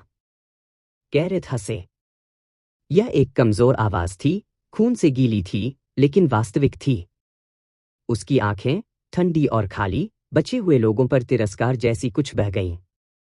मूर्ख, उसने कहा, फिर खून खांसने लगा। आप हमेशा बस वस्तुएं। बलिदान के लिए। उसने और कहने की कोशिश की, लेकिन उसके पैर झुक गए। वह एक घुटने पर गिर गया, फिर आगे गिर गया, उसका भाला उसकी पकड़ से टकरा रहा था। मैथ्यू ने संकोच नहीं किया। एक विशाल आग का गोला, अंत में पूरी शक्ति से फैलाया गया, गैरेथ के प्रवण रूप पर प्रहार किया। गर्मी इतनी तीव्र थी कि दूसरों को पीछे हटने के लिए मजबूर कर दिया गया। मरते हुए आदमी पर आग की लपटें तब तक बह गईं जब तक कि जले हुए चमड़े और झुलसे हुए मांस के अलावा कुछ भी नहीं बचा था। आपने स्तर 13 जागृति गैरेथ को मार डाला है। आपने 120 जीवन प्राप्त किए हैं। अपने भंडार में बड़ी संख्या में जीवन की बाढ़ को देखते हुए मैथ्यू आश्चर्यचकित नहीं था। उन्होंने पूरी लड़ाई के दौरान गैरेथ को सबसे अधिक नुकसान पहुंचाया था, भले ही उन्होंने अंत तक अंतिम झटका नहीं लगाया हो। एलारा की शांत सिसकियों और बचे लोगों की भारी सांसों को छोड़कर कक्ष शांत हो गया। उत्तरजीवी 5/1 समय 6:47। टाइमर ने अपनी उल्टी गिनती जारी रखी। बिना किसी हिचकिचाहट के मैथ्यू ने तुरंत अपने कौशल का स्तर बढ़ाना शुरू कर दिया। यहां जीवन मायने नहीं रखता था, इसलिए उन्होंने अपने दूसरे कौशल को बढ़ाने का फैसला किया। 4 तत्व आत्मीयता। रैंक दुर्लभ। स्तर 1-2। लागत 8 जीवन। स्तर 2 पहुंच गया। स्तर 3 पहुंच गया। स्तर 6 पहुंच गया। सेकंड के भीतर मैथ्यू ने कौशल को 6 तक बढ़ा दिया था। लागत प्रत्येक स्तर के साथ तेजी से बढ़ रही थी। उन्होंने अपने पास लगभग 232 में से कुल 300 जीवन बिताए थे, लेकिन परिणाम तत्काल और ठोस था। 4 तत्व आत्मीयता। रैंक दुर्लभ। स्तर 6 विकसित होना। विवरण: आपको 4 तत्वों से कम लगाव है। जल, पृथ्वी, हवा, अग्नि। प्लस 100% अतिरिक्त नियंत्रण। प्लस 60% मौलिक क्षति। उसके माध्यम से शक्ति उमड़ पड़ी, उसके हमले पहले से भी ज्यादा मजबूत हो गए थे। डेरेक उसे घूर रहा था और उसके चेहरे पर अभिव्यक्ति दुख से कुछ और में स्थानांतरित हो गई थी। वह मंत्र अभी जिसने गैरेथ को मार डाला, यह दूसरों की तुलना में बहुत अधिक शक्तिशाली था। आप इस पूरे समय पीछे हट रहे थे, है ना? मैथ्यू बिना झिझक के उसकी निगाहों से मिला। और अगर मैं था तो क्या होगा? डेरेक का संयम टूट गया था। आपको लगता है कि यह एक खेल है? मार्कस मर चुका है। जॉन मर चुका है। आपके ग्रीड के कारण 4 लोग मर गए। क्योंकि जब आपके पास मौका था तो आप गैरेथ को खत्म करने के बजाय अपनी कीमती शक्ति को बचाना चाहते थे। मैथ्यू की अभिव्यक्ति कठोर हो गई और वह फूट फूट कर हंसा। मेरे लालच के कारण 4 लोग मर गए। मैथ्यू की आवाज बर्फीली थी। तुम मूर्ख हो, डेरेक। एक पूर्ण मूर्ख। हमने आपको गैरेथ के बारे में चेतावनी दी थी। हमने आपको हड्डियों, पत्रिका, खतरे के बारे में बताया। और आपने क्या किया? आप हंसे। तुमने हमारा मजाक उड़ाया। आपने हम पर उस पर भरोसा करना चुना। मैथ्यू ने आगे कदम बढ़ाया, उसकी आंखें डेरेक की आंखों में उबाऊ थीं। वास्तव में, आप ही आपके दोस्तों के मरने का कारण हैं। आप उन्हें यहां ले गए। आपने हर चेतावनी को नजरअंदाज कर दिया। उनका खून तुम्हारे हाथों पर है, मेरे हाथों पर नहीं। डेरेक का चेहरा गुस्से से मुड़ गया। उसकी बात मत सुनो। डेरेक ने बेतहाशा इशारा करते हुए आइरिस और एलारा की ओर रुख किया। वह खतरनाक है। देखो उसने अभी क्या किया। वह इस पूरे समय अपनी असली शक्ति को छिपा रहा है। उसने हमारे दोस्तों को मरने दिया जब वह उन्हें बचा सकता था। वह बहुत मजबूत है। अगर हम उसे अभी नहीं रोकते हैं तो वह इस परीक्षण को जीतने के लिए हम सभी को मार डालेगा। हमें एक साथ काम करने की जरूरत है। मैथ्यू ने इसे स्पष्ट रूप से देखा। डेरेक वास्तव में अपने शब्दों पर विश्वास नहीं करता था। उसने बस मैथ्यू को कमरे में सबसे बड़े खतरे के रूप में पहचाना था और दूसरों को उसके खिलाफ करके उस खतरे को खत्म करने की कोशिश कर रहा था। मैथ्यू की नज़र सेलिन की ओर चली गई, उनके बीच लटका हुआ अनकहा सवाल। क्या आप भी उनका पक्ष लेने जा रहे हैं? उसने चुपचाप पूछा। उसकी आंखें सेलिन के साथ बंद हो गईं। सेलिन ने उसे एक नरम मुस्कान के साथ देखा, जो ठंडे कक्ष और उनके आसपास की भयावहता के बावजूद गर्मजोशी ले जाती थी। कभी नहीं। उसने मैथ्यू की ओर पीठ कर ली, खुद को उसके बगल में रखा, डेरेक और अन्य लोगों का सामना किया। उसका स्टाफ ऊपर आया, आग पहले से ही उसकी नोक पर इकट्ठा हो रही थी। यदि आप उससे लड़ते हैं तो आप मुझसे लड़ रहे हैं, सेलिन ने शांति से कहा। हम उस जानवर से वहां क्यों नहीं लड़ते? उसने उस आकृति की ओर इशारा किया जो अभी भी अपने सिंहासन से देख रही थी, जो उसके 6 स्तर के 15 भेड़ियों से घिरा हुआ था। वह इस सब के पीछे का कारण है। डेरेक का चेहरा रोष से विकृत हो गया। उसके साथ वेश्या को मार डालो। वह उतनी ही दोषी है। आइरिस झिझक रही थी, उसका धनुष आधा उठा हुआ था, उसकी विशेषताओं में अनिश्चितता लिखी गई थी। वह घायल हो गई थी, अभी भी खून बह रहा था, और उनके सबसे मजबूत सेनानियों पर हमला करने का तर्क सबसे अच्छा लग रहा था। लेकिन एलारा, ऐसा लगता है कि आइरिस के समान झिझक साझा नहीं करता था। एलारा आगे बढ़ी, आंसू अभी भी उसके चेहरे से बह रहे थे, उसका धनुष पूरी तरह से खींचा गया था और सीधे मैथ्यू पर निशाना साध रहा था। उसके हाथ कांप गए, लेकिन उसका लक्ष्य स्थिर था। आप उसे बचा सकते थे, वह फुसफुसाई, उसकी आवाज टूट गई। जॉन, आप पहले गैरेथ को मार सकते थे। उससे पहले।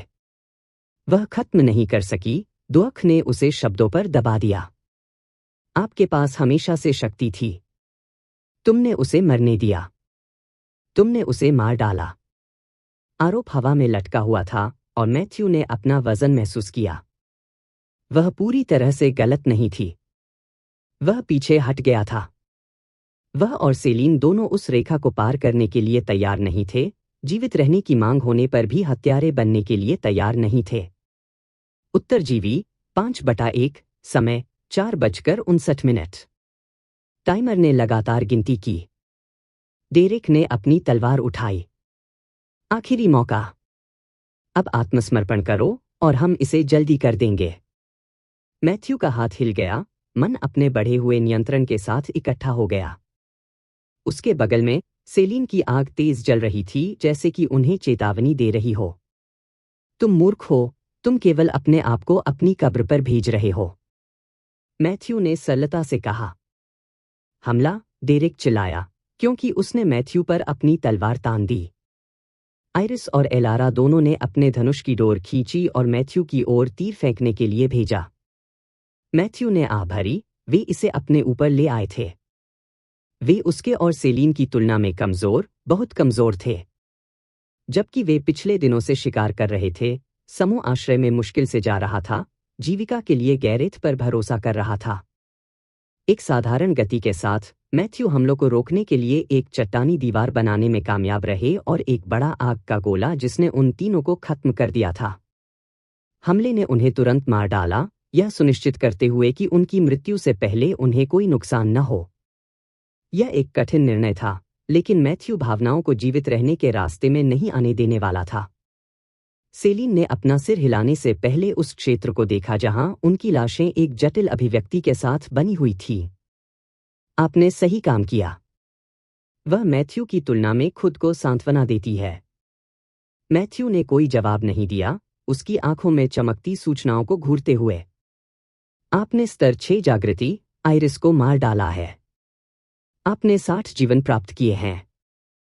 आपने स्तर 6 जागृति, डेरेक को मार डाला है। तुमने 80 जीवन प्राप्त किए हैं। आपने लेवल 5 अवेकन, एलारा को मार डाला है।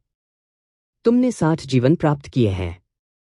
हालांकि वह चाहता था कि चीजें अलग होतीं, उसे उन लोगों को मारने के लिए मजबूर किया गया जिनके साथ वह समय के लिए रहता था, भले ही वह केवल घंटों का ही क्यों न हो। जब से उसने पहले अभयारण्य में प्रवेश किया, वह जानता था कि एक समय आएगा जहां ऐसा हो सकता है। एलारा ने अपने मस्तिष्क से अधिक अपनी भावनाओं का उपयोग करने के लिए चुना था, और डेरेक और आइरिस ने सोचा था कि वे उसे मार सकते हैं और इस परीक्षण के सच्चे चैंपियन बन सकते हैं। केवल उन दोनों के बचे होने के कारण मैथ्यू और सेलिन के पास अंततः बिना किसी रुकावट के अपने विकल्पों के बारे में सोचने का समय था। वे अभी भी एक दूसरे से थोड़ा सावधान थे, लेकिन उनकी दूरी और बॉडी लैंग्वेज ने चीजों को आसान बना दिया। उत्तरजीवी 2/1, समय 4:01। तो अब हम क्या करने जा रहे हैं? सेलिन ने सिंहासन पर आकृति और उसके बगल में 6 विशाल भेड़ियों को देखते हुए पूछा। हम निश्चित रूप से इसके शब्दों पर विश्वास नहीं कर सकते। गैरेथ स्पष्ट रूप से उसी चाल के लिए गिर गया। वह पत्रिका के व्यक्ति के समान समूह में हो सकता है, और गैरेथ तब एकमात्र उत्तरजीवी था। अब यह बात फिर से बलिदान की मांग कर रही है। वह स्पष्ट बता रही थी, उम्मीद कर रही थी कि मैथ्यू भी यही सोच रहा था। मैथ्यू के पहले के हमले को देखने के बाद वह लगभग निश्चित थी कि उसके पास लड़ाई में उसके खिलाफ कोई मौका नहीं था। यदि मैथ्यू ने उसे खत्म करने का फैसला किया तो वह सबसे अधिक संभावना मर चुकी थी, भले ही वह एक अच्छी लड़ाई लड़ सके। हम इससे लड़ने जा रहे हैं, मैथ्यू ने अंतिम रूप से कहा, जिससे उसका शरीर राहत में धो गया। स्थिति। नाम मैथ्यू। जाति मानव। कक्षा वर्गहीन, मरहम लगाने वाला, सीमित समय। स्तर 11.67%। लाइव्स 268।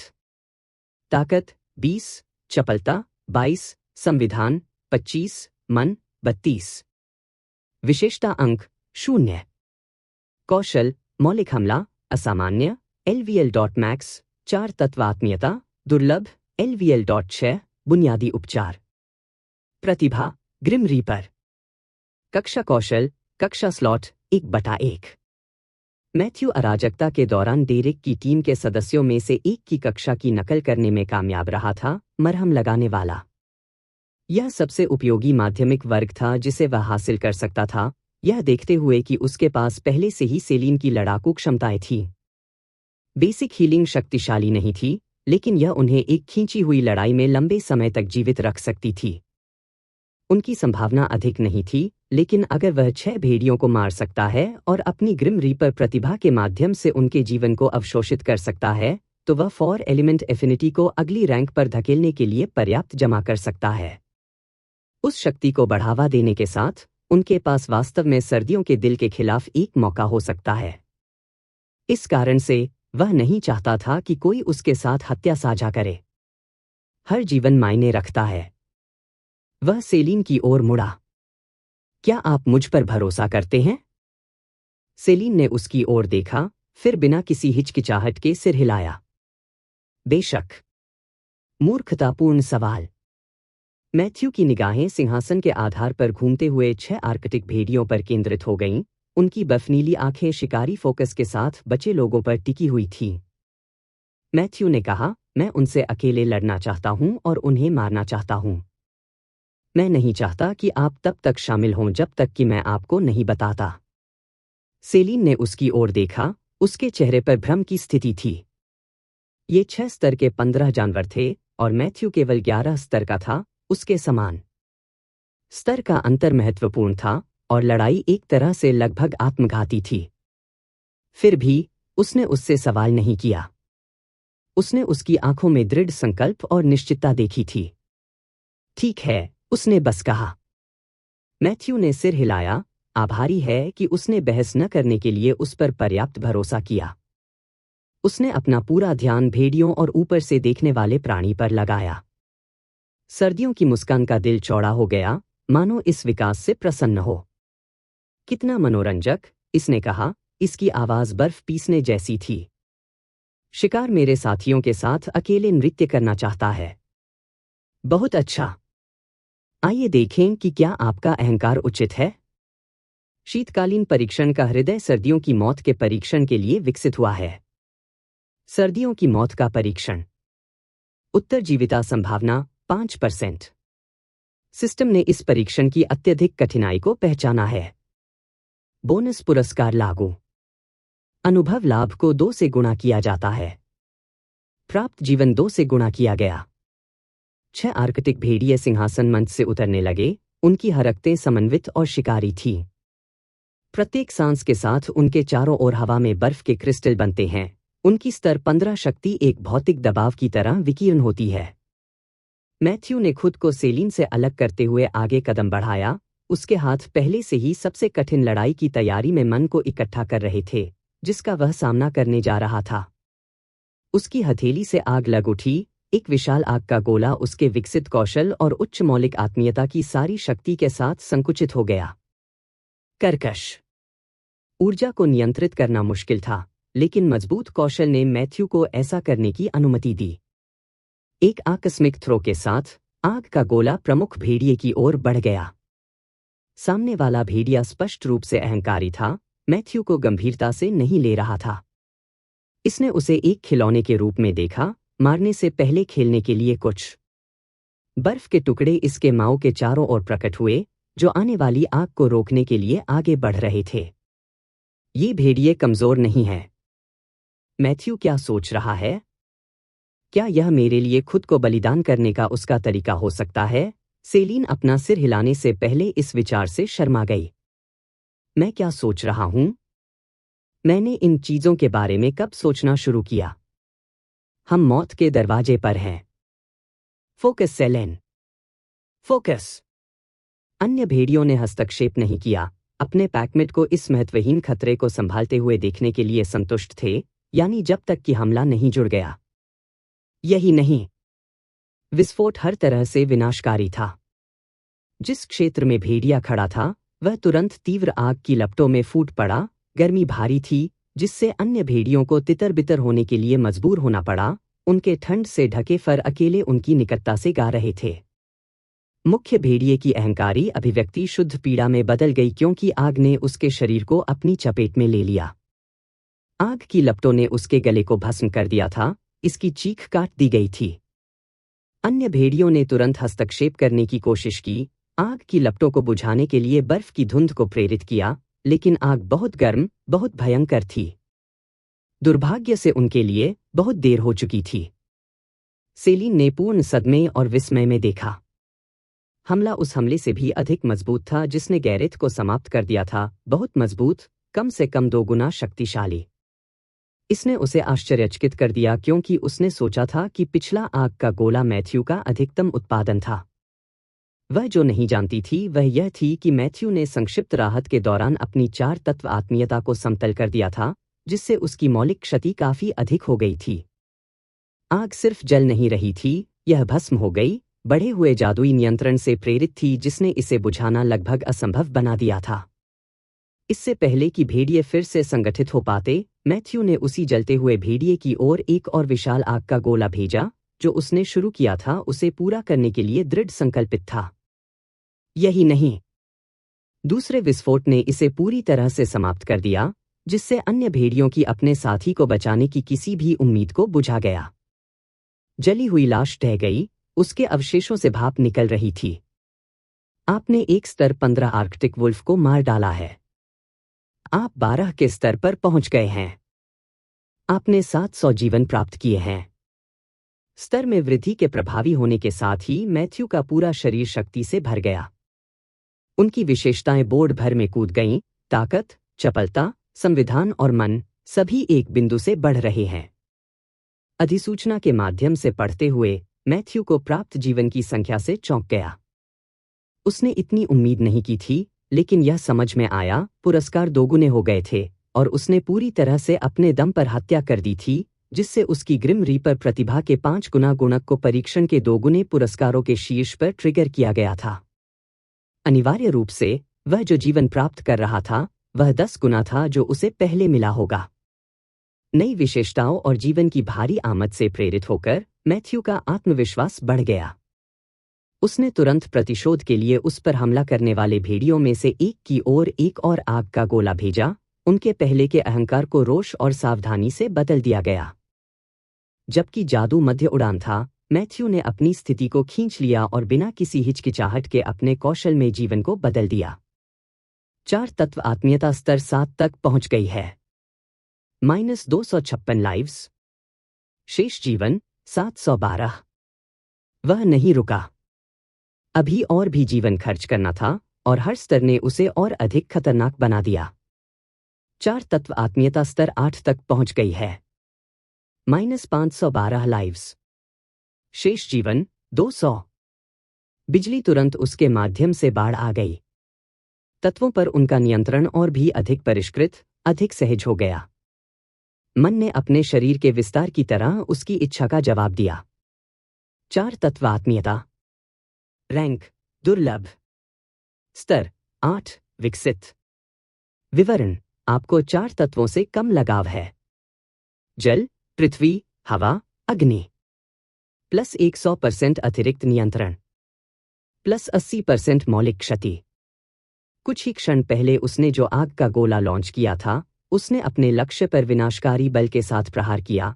उसके उन्नत कौशल से बढ़ी हुई क्षति ने विस्फोट को पहले से भी अधिक विनाशकारी बना दिया। भेड़िए ने चकमा देने की कोशिश की लेकिन वह पर्याप्त तेज नहीं था। आग की लपटें उसके किनारे पर बह गईं, उसके मोटे फर से जलकर उसके मांस में जल गईं। यह दर्द से कराह रहा था लेकिन मरा नहीं। इसका स्तर 15 स्थायित्व भयानक घावों के बावजूद इसे जीवित रखता है। शेष 4 भेड़िए अपने गिरे हुए पैकमेट की गलती से सीखते हुए फैल गए। वे उसे फिर से कम नहीं आंकेंगे। उनके चारों ओर बर्फ बनने लगी, रक्षात्मक बाधाएं पैदा हुईं, समन्वित हमलों की तैयारी शुरू हो गई। मैथ्यू अपनी जमीन पर खड़ा था, उसके हाथों में आग नाच रही थी, जो कुछ भी आगे आया उसके लिए तैयार थी। उत्तरजीवी 2/1 समय 2:58। उल्टी गिनती जारी रही, लेकिन मैथ्यू को अब टाइमर की चिंता नहीं थी। वह इन भेड़ियों को खत्म करने के बारे में चिंतित था, इससे पहले कि वे अपनी रणनीति के अनुकूल हों। आपने एक स्तर 15 आर्कटिक वुल्फ को मार डाला है। आपने 650 जीवन प्राप्त किए हैं। बचे 4 भेड़ियों में से उनमें से 3 एक नियोजित हमले में अलग अलग कोणों से मैथ्यू पर एकत्रित हो रहे थे। मैथ्यू पीछे की ओर छलांग लगाई, उसके पैर उसे जबड़े से साफ कर रहे थे। उसने अपना हाथ उठाया, एक पृथ्वी ढाल को जन्म दिया जिसने बाईं ओर से एक पंजे के प्रहार को अवशोषित कर लिया। उसके दूसरे हाथ से पानी बह रहा था, जिससे एक चिकनी सतह बन गई जिससे तीसरे भेड़िए का हमला चौड़ा हो गया। उसके पंजे पूरी तरह से गायब हो गए। सेलिन ने एक अभिव्यक्ति के साथ देखा जो भ्रम के साथ उत्साह को मिलाती है, शायद चिंता भी। वह खुश थी कि मैथ्यू भेड़ियों के खिलाफ जीत रहा था, उन प्राणियों पर हावी हो रहा था जो उसके स्तर से बहुत आगे होना चाहिए था। वह इतना मजबूत कैसे है? वह मानती थी कि वे समान ताकत के थे, या वह शायद थोड़ा मजबूत था। यह उनके पूरे समय के लिए उसकी समझ थी। पर अब मैथ्यू उसकी उम्मीदों पर पूरी तरह से भारी पड़ रहा था। यहां तक कि उसकी छिपी हुई प्रतिभा के साथ, यहां तक कि अपने सबसे कठिन संघर्ष के साथ, उसे विश्वास था कि वह शायद इनमें से 2 भेड़ियों को सबसे अच्छे रूप में संभाल सकती है। वह एक साथ 4 ले रहा था और जीत रहा था। जाओ मैथ्यू, जाओ, उसने किनारे से जयकार की, अपने जादू नहीं तो अपनी आवाज से उसका समर्थन करने पर ध्यान केंद्रित करने के लिए अपने संदेह को दूर किया। जहां तक सिंहासन पर आकृति का सवाल है, उसने अपने सामने के दृश्य को देखा और उसके चेहरे पर कोई भाव नहीं था। मैथ्यू ने जमीन से निकलने वाले पृथ्वी के स्पाइक्स को अपने दाहिनी ओर भेड़िए की ओर भेजा। पत्थर के प्रक्षेप्य प्राणी के शरीर में कई स्थानों से टकराए। कंधे, पेट और पिछले पैर सभी को चोट लगी, जिससे भेड़िया गंभीर रूप से घायल हो गया। उसके शरीर से खून बह रहा था क्योंकि वह एक पल के लिए लड़खड़ा रहा था। लेकिन इससे पहले कि मैथ्यू इसे आग के गोले से खत्म कर पाता, एक चीखने ने हवा को विभाजित कर दिया, तुरंत उसका ध्यान खींच लिया। एक और भेड़िया उसके अंधे स्थान से उछला, उसके पंजे उसके गले पर निशाना साधते हुए एक स्लैश में फैले हुए थे। सनसनाहट। मैथ्यू ने महसूस किया कि विस्थापित हवा उसके चेहरे को चरती है, क्योंकि वह हताश रूप से पीछे झुक गया था, पंजे उसकी त्वचा से केवल सेंटीमीटर गुजर रहे थे। वह करीब था। उसने हमलावर भेड़िए की ओर एक त्वरित आग का गोला भेजा, जिससे उसे तोड़ने और चकमा देने के लिए मजबूर होना पड़ा। क्षणिक राहत ने मैथ्यू को वह स्थान दिया जिसकी उसे स्थिति बदलने की आवश्यकता थी, जिससे उसके और पैक के बीच दूरी पैदा हो गई। वह भेड़ियों को करीब नहीं आने दे सकता था। यह उनके दृष्टिकोण में महत्वपूर्ण कमजोरी थी। वह किसी भी चीज से अधिक जादूगर था, दूर से मुकाबला उसकी ताकत थी। क्लोज क्वार्टर लड़ाई उसकी भेद्यता थी। अगर वे उसे पिन करने में कामयाब रहे, उसे पूरी तरह से घेर लिया, तो वह हारना तय था। बचे हुए 4 भेड़ियों को इसका एहसास हो गया। उन्होंने अपनी रणनीति को समायोजित किया, लापरवाही से चार्ज करने के बजाय उसे घेरने के लिए आगे बढ़े। मैथ्यू ने जगह बनाए रखने की कोशिश करते हुए पीछे हट गया, लेकिन भेड़िए तेज थे। उनकी गति को खारिज करने के लिए कुछ भी नहीं था। एक हमला हो गया। पंजे उसके कंधे पर रेंक गए क्योंकि वह 3 अन्य हमलों से बचने के लिए मुड़ गया। दर्द तत्काल और तेज था, एक गहरा घाव जो उसके कवच के माध्यम से और उसके मांस में फट गया। मैथ्यू की बाह से खून गर्म हो गया। अपने दांत पीसते हुए उसने एक बार फिर जगह बनाने के लिए अपने तत्वों का इस्तेमाल किया। उसके चारों ओर पृथ्वी की दीवारें फूट पड़ी, जिससे उसे एक क्षणिक बाधा मिली। आग एक लहर में बाहर की ओर फैल गई, जिससे भेड़िए पीछे हट गए। फिर उसने अपनी कॉपी की गई उपचार क्षमता को सक्रिय कर दिया। एक नरम, गर्म रोशनी ने उसके कंधे को ढक लिया। मांस वापस एक साथ बुनाई शुरू कर दिया, गहरे पंजे के निशान बंद हो गए, दर्द एक सुस्त दर्द में बदल गया। यह तत्काल नहीं था, लेकिन यह पर्याप्त था। सेलिन घटनास्थल पर फुफकारने लगी, उसका शरीर तनाव में था जैसे कि हस्तक्षेप करने के लिए। उसने आधा कदम आगे बढ़ाया, उसके हाथों में आग पहले से ही जमा हो रही थी। मैथ्यू की आंखों ने उसे कक्ष में पाया, अभी भी उसकी परिधीय दृष्टि में भेड़ियों को ट्रैक कर रहा था। उसने उसे जो रूप दिया वह स्पष्ट था, वापस रहो। सेलिन जम गई, उसके निर्देशों का पालन करने और उसकी रक्षा करने के बीच फटी हुई थी। लेकिन उसने उस पर भरोसा किया। उसने इतना ही कहा था। वह जहां थी वहीं रुक गई। लेकिन घाव को करीब से देखते ही उसकी आंखें सदमे में चौड़ी हो गईं। वह भी ठीक कर सकता है? कैसे? क्या उसके पास 2 कक्षाएं हैं? यह विचार असंभव था। हर कोई जानता था कि जागृति को एक कक्षा मिलती है। यह व्यवस्था का मूल नियम था। प्रति व्यक्ति एक वर्ग, जागृति पर निर्धारित, यह अपरिवर्तनीय था। लेकिन मैथ्यू ने सिर्फ आग, पानी, पृथ्वी, 3 अलग अलग तत्वों का इस्तेमाल किया था, और अब उसके ऊपर जादू को ठीक कर रहा था। भेड़ियों ने उसे प्रक्रिया करने का समय नहीं दिया। उन्होंने फिर से झपटे और महसूस किया कि बाधा अस्थायी थी। मैथ्यू तैयार था, उसका कंधा ठीक से चलने के लिए पर्याप्त रूप से ठीक हो गया। उसने घायल भेड़िए की ओर एक और विशाल आग का गोला भेजा, जिसके मांस में अभी भी पृथ्वी की कीलें जमी हुई थीं। प्राणी ने चकमा देने की कोशिश की, लेकिन उसके घावों ने उसे धीमा कर दिया। यही नहीं, विस्फोट ने इसे पूरी तरह से भस्म कर दिया। जब आग की लपटें साफ हुईं तो केवल एक जली हुई लाश बची थी। आपने एक स्तर 15 आर्कटिक वुल्फ को मार डाला है। आपने 680 जीवन प्राप्त किए हैं। मैथ्यू के मन भंडार अपने कौशल से दक्षता बढ़ाने के बावजूद तेजी से कम हो रहे थे। प्रत्येक विशाल आग के गोले में महत्वपूर्ण ऊर्जा खर्च होती है। शेष 3 भेड़ियों ने उसे सावधानी से घेर लिया, उनका झुंड आधा हो गया। वे सीख रहे थे कि यह छोटा इंसान जितना दिखता था उससे कहीं अधिक खतरनाक था। मैथ्यू ने दोनों हाथ उठाए, एक में आग इकट्ठा हो रही थी, दूसरे में पानी। सिंहासन पर बैठी आकृति आगे की ओर झुक गई, अंत में रुचि जैसा कुछ दिखा रहा था। आकर्षक, यह बड़बड़ाया। नाम, मैथ्यू। जाति, मानव। कक्षा, वर्गहीन, मरहम लगाने वाला, सीमित समय। स्तर, 12-79%। लाइव्स, 1530। ताकत, 21, चपलता, 23, संविधान, 26, मन, 33। विशेषता अंक, 0। कौशल, मौलिक हमला, असामान्य, LVL.max, 4 तत्व आत्मीयता, दुर्लभ, LVL.8, बुनियादी उपचार। प्रतिभा, ग्रिम रीपर। कक्षा कौशल, कक्षा स्लॉट, 1/1। मैथ्यू ने संकोच नहीं किया। यहां तक कि जब शेष 3 भेड़ियों ने उसे सावधानी से घेर लिया, तो उसने अपनी स्थिति को ऊपर खींच लिया और अपने कौशल में और अधिक जीवन लगा दिया। -1024 लाइव्स। 4 तत्व आत्मीयता स्तर 9 तक पहुंच गई है। इस तथ्य के बावजूद कि वह लड़ाई जीत रहा था, मैथ्यू सिंहासन पर आकृति के बारे में चिंतित रहा। यह इस पूरे समय को न्यूनतम प्रतिक्रिया के साथ देख रहा था, न तो अपने भेड़ियों के लिए चिंता दिखा रहा था और न ही नरसंहार पर संतुष्टि दिखा रहा था, और वह चुप्पी अशुभ लग रही थी। आखिरकार, आंकड़ा किसी भी समय हस्तक्षेप कर सकता है। हालांकि मौका न्यूनतम लग रहा था, क्योंकि इसने अभी तक काम नहीं किया था, मैथ्यू अपनी सावधानी को हिला नहीं सका।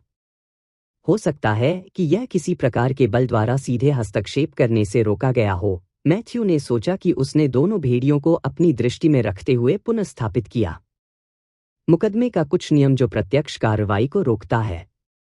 अन्यथा मुझे कोई कारण नहीं दिखता कि यह पहले से ही हम दोनों को क्यों नहीं मारता।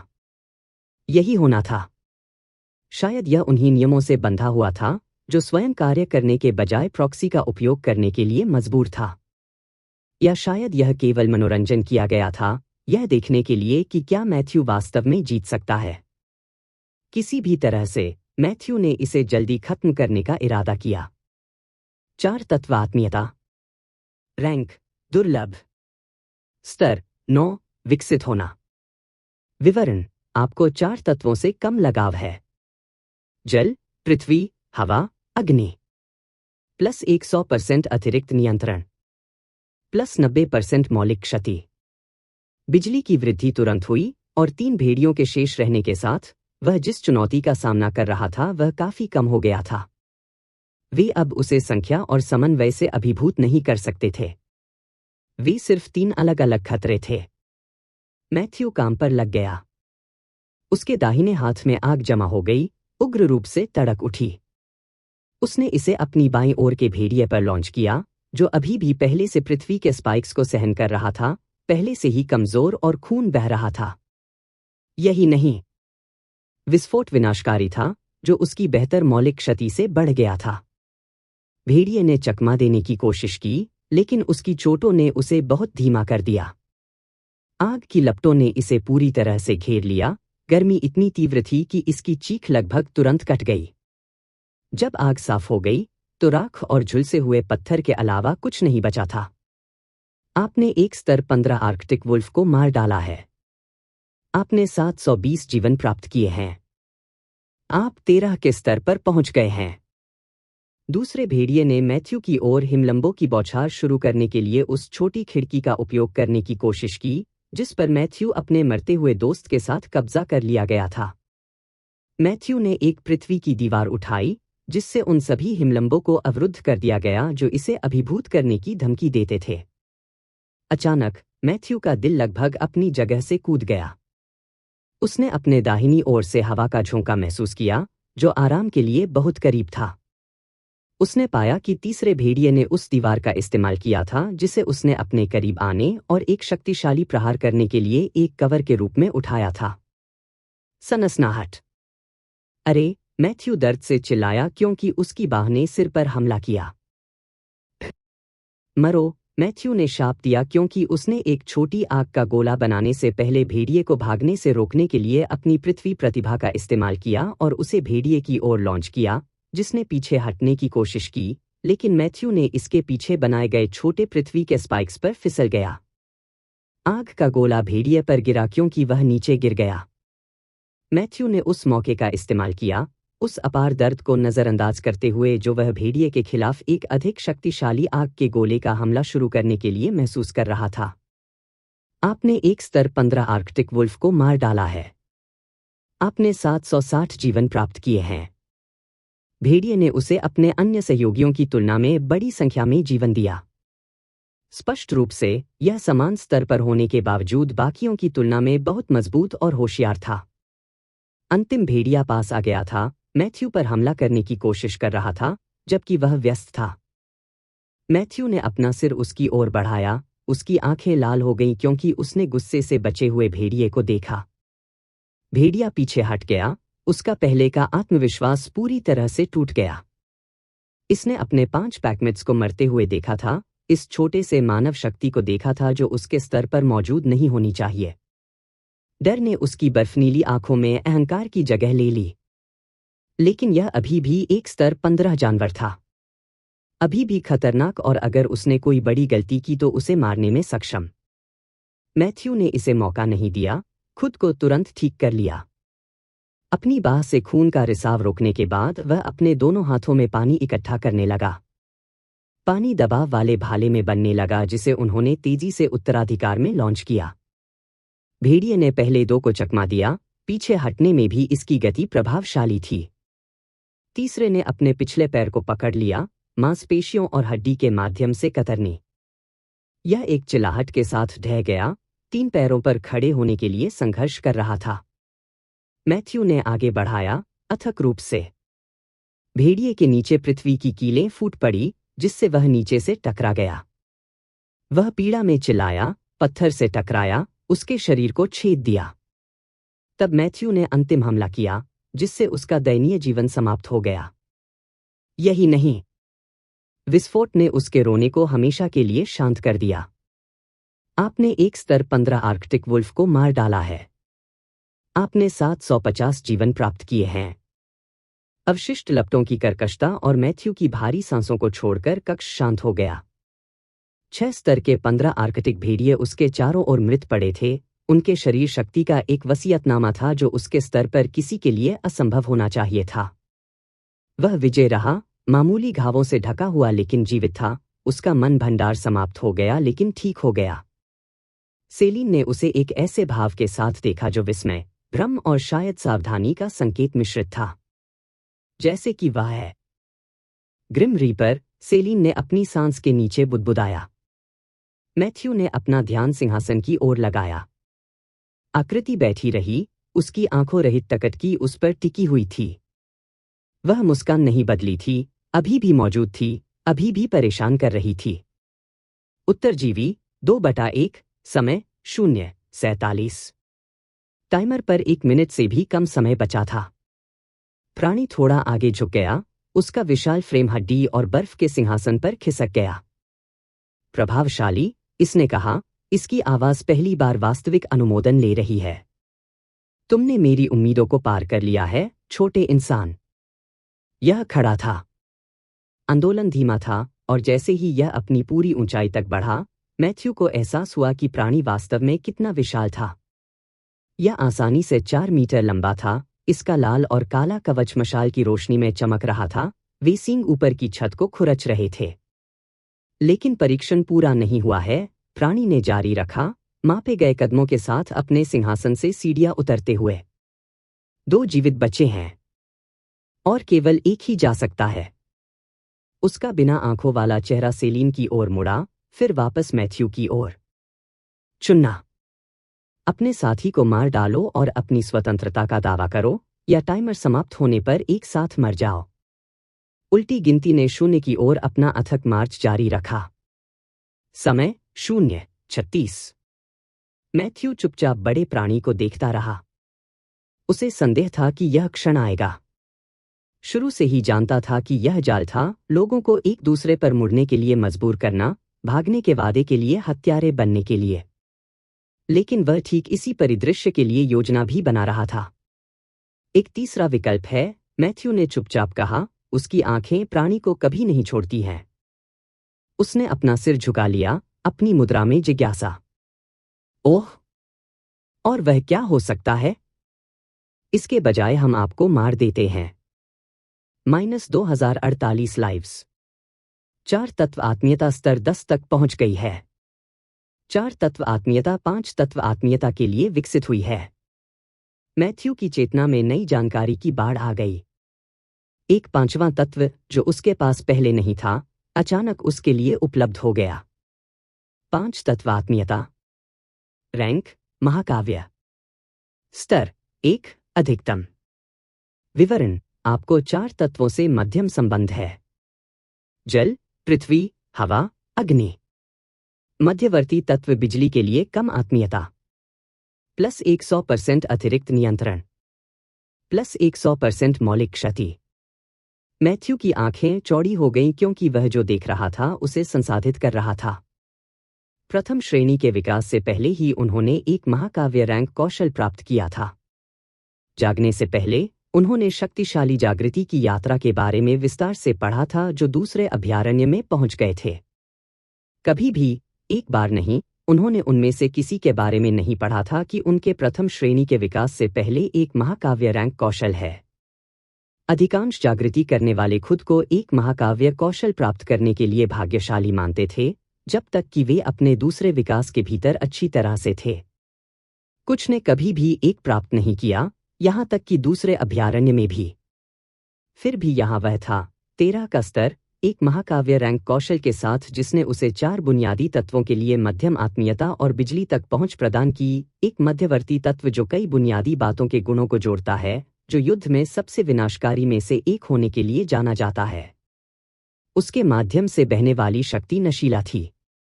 समय 0:24 सेकंड बचे हैं। मैथ्यू की मुस्कान ठंडी और बिजली की तरह तेज थी क्योंकि उसने अपने सिंहासन से उतरने वाली आकृति को देखा।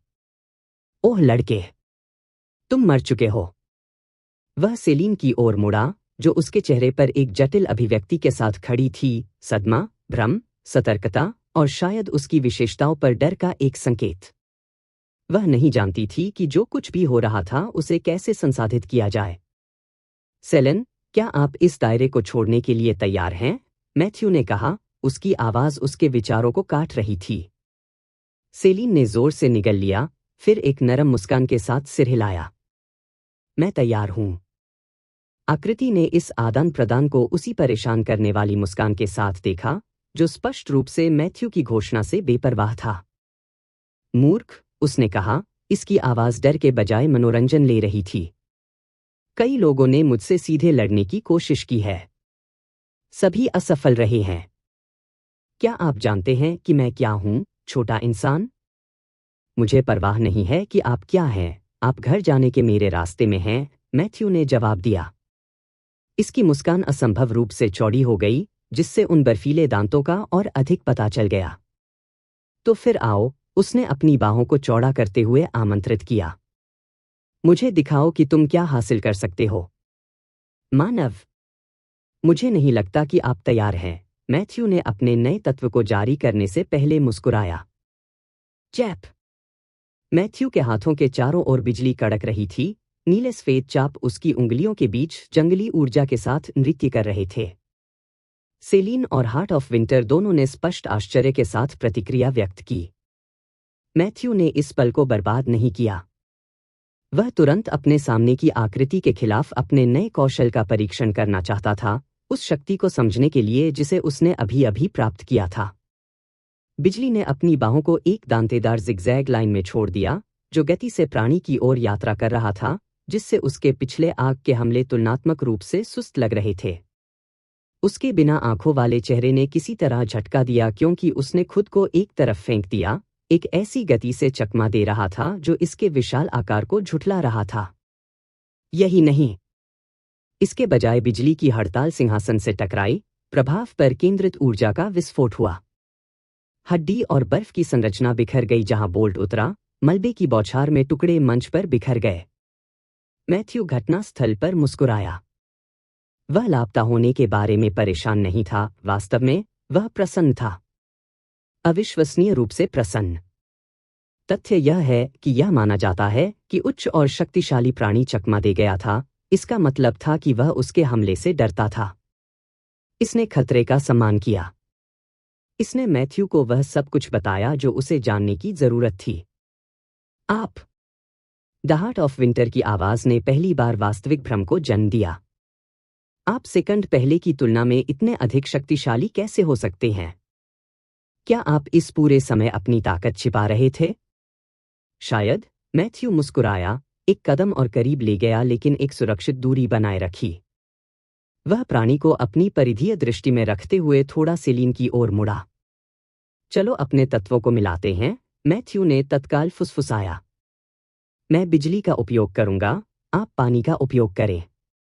सेलीन ने तुरंत सिर हिलाया, उसकी आंखों में समझ चमक रही थी। मैथ्यू दोनों तत्वों का उपयोग स्वयं करना चाहता था, लेकिन वह नहीं कर सका। बिजली और पानी के प्रति लगाव होने के बावजूद, बिजली की मांग थी मूल तत्वों की तुलना में कहीं अधिक। मन की लागत अधिक थी और आवश्यक फोकस तीव्र था। वह पूरी तरह से नियंत्रण खोए बिना बिजली को चैनल करते हुए दोहरे कास्ट करने में असमर्थ था।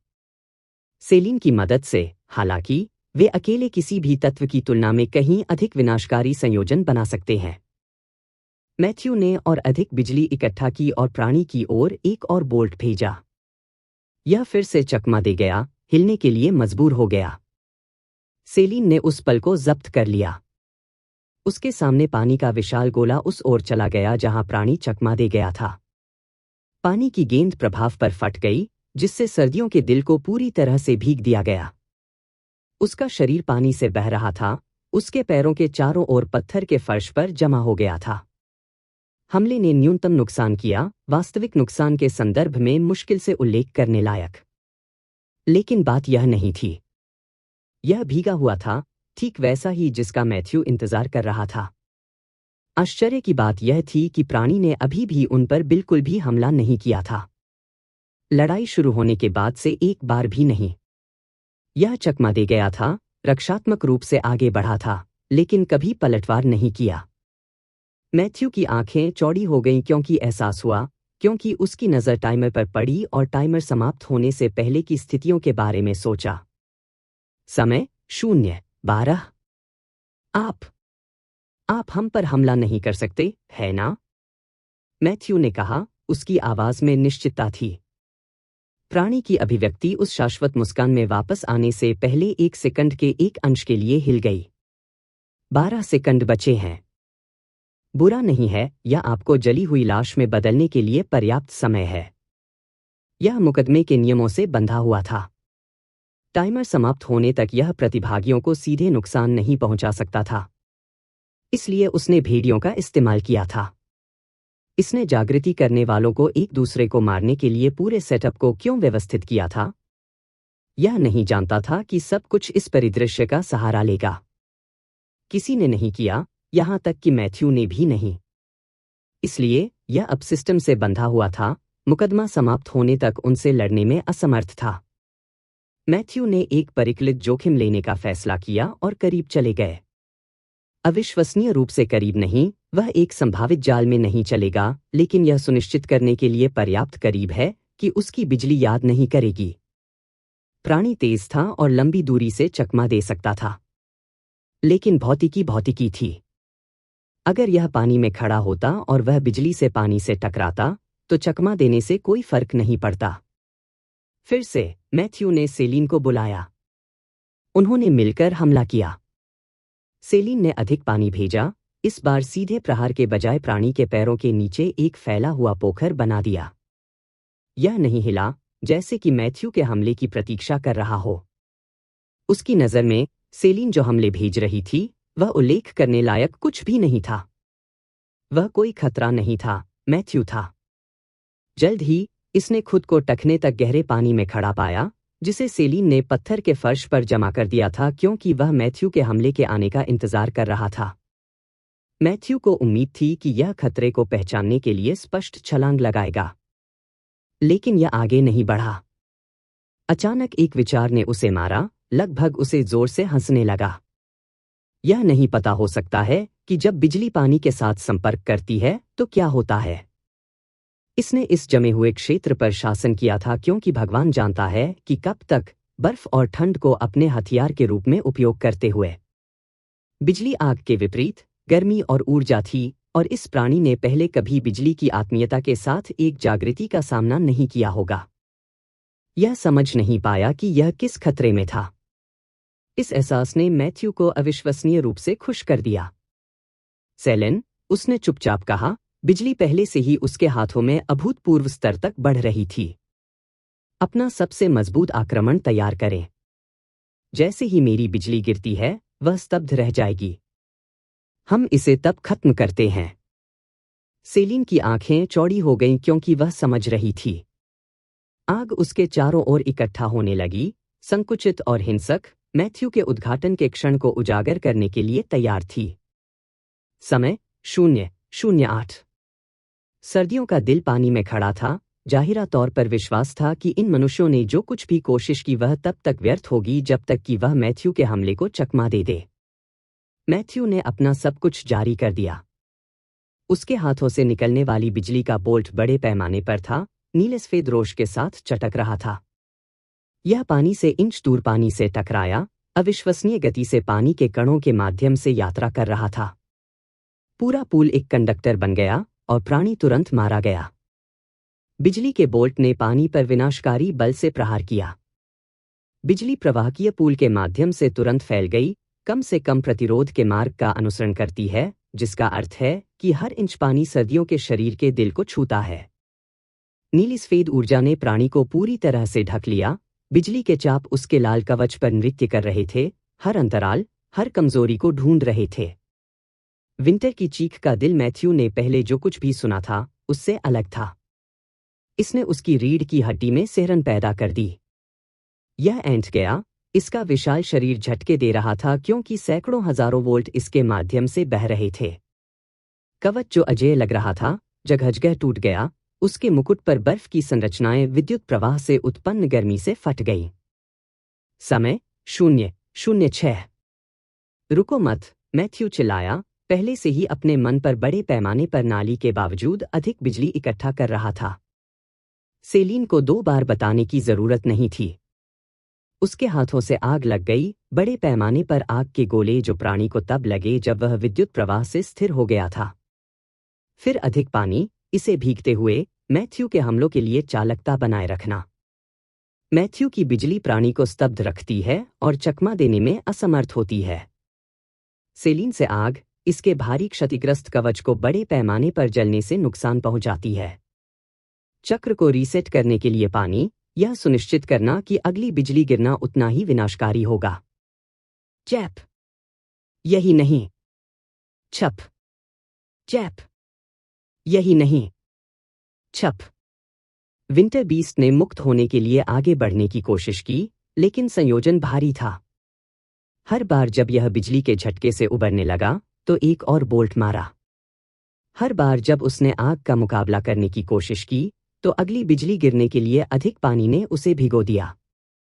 मैथ्यू के मन भंडार तेजी से गिर रहे थे। प्रत्येक बिजली के बोल्ट की कीमत उसके आग के हमलों से कहीं अधिक थी। उसके हाथ तेजी से उत्तराधिकार में इतनी शक्ति को प्रसारित करने से कांप गए। लेकिन वह नहीं रुका। रुक नहीं सका। तब नहीं जब वे जीत रहे थे। समय 0:03। समय 0:02। समय 0:01। समय 0:00। सर्दियों की मौत का परीक्षण, समय समाप्त हो गया। प्राणी के प्रतिबंध हटा दिए गए। मैथ्यू इसे दबाव में तेज बदलाव के रूप में महसूस कर सकता था। जानवर आखिरकार वापस लड़ने के लिए स्वतंत्र था। लेकिन नुकसान हो चुका था। जहां कुछ क्षण पहले एक राजसी, भयानक प्राणी खड़ा था, अब कुछ जला हुआ और टूटा हुआ खड़ा था। इसके लाल रंग के कवच को फटा और काला कर दिया गया था। टुकड़े नीचे जले हुए मांस को प्रकट करने के लिए गिर रहे थे। बर्फ का मुकुट आंशिक रूप से पिघल गया था, उसके चेहरे से टपक रहा था। एक हाथ बेकार लटका हुआ था, मांसपेशियों को प्रतिक्रिया देने के लिए बहुत क्षतिग्रस्त हो गया था। यह अभी भी चल रहा था, अभी भी जीवित था, लेकिन मुश्किल से। यह अब शक्तिशाली या अजेय नहीं लग रहा था। जारी रखें, मैथ्यू चिल्लाया, अपनी थकावट के बावजूद और अधिक बिजली इकट्ठा कर रहा था। अंत में जवाबी कार्रवाई करने में सक्षम, हार्ट ऑफ विंटर ने अपना मुंह खोला। फिर उसने हमला किया। प्राणी के सामने एक विशाल हिमखंड आया, जो भाले से भी लंबा, मैथ्यू के धड़ से भी मोटा था। यह उसकी ओर उस गति से चला गया जो उसकी बिजली के बराबर थी। मैथ्यू को लगा कि मौत निकट आ रही है। उसका शरीर शुद्ध वृत्ति पर चला गया। बिजली उसके चारों ओर चटक रही थी, एक हमले के रूप में नहीं बल्कि आंदोलन के रूप में। उसका महाकाव्य रैंक कौशल उसे अपने शरीर के माध्यम से तत्व को चैनल करने की अनुमति देता है। वह पहले से कहीं अधिक तेजी से आगे बढ़ा। उसका रूप धुंधला हो गया क्योंकि बिजली ने उसकी गति को मानव सीमा से परे बढ़ा दिया। वह इतना तेज था कि जब वह चकमा देता था तो उसके पैर ऊपर नहीं रह सकते थे। वह लड़खड़ा गया, एक अमर्यादित ढेर में पत्थर के फर्श पर गिर गया।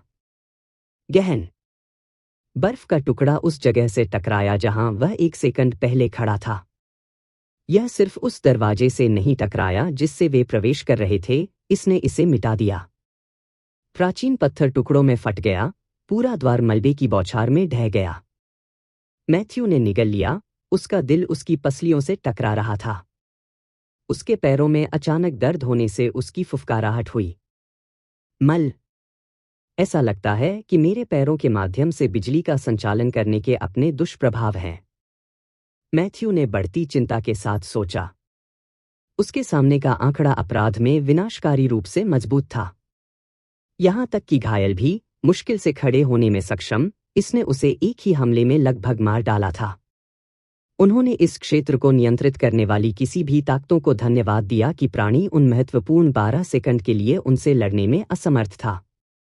यदि वह शुरू से ही हमला करने में सक्षम होता, अगर वह अपनी पूरी शक्ति का उपयोग कर सकता था, वे मर जाएंगे, कोई सवाल नहीं। फिर जानवर हिल गया। उसके पैर झुक गए। विशाल रूप एक घुटने तक गिर गया, फिर पूरी तरह से आगे गिर गया, पहले जले हुए पत्थर पर टकरा गया।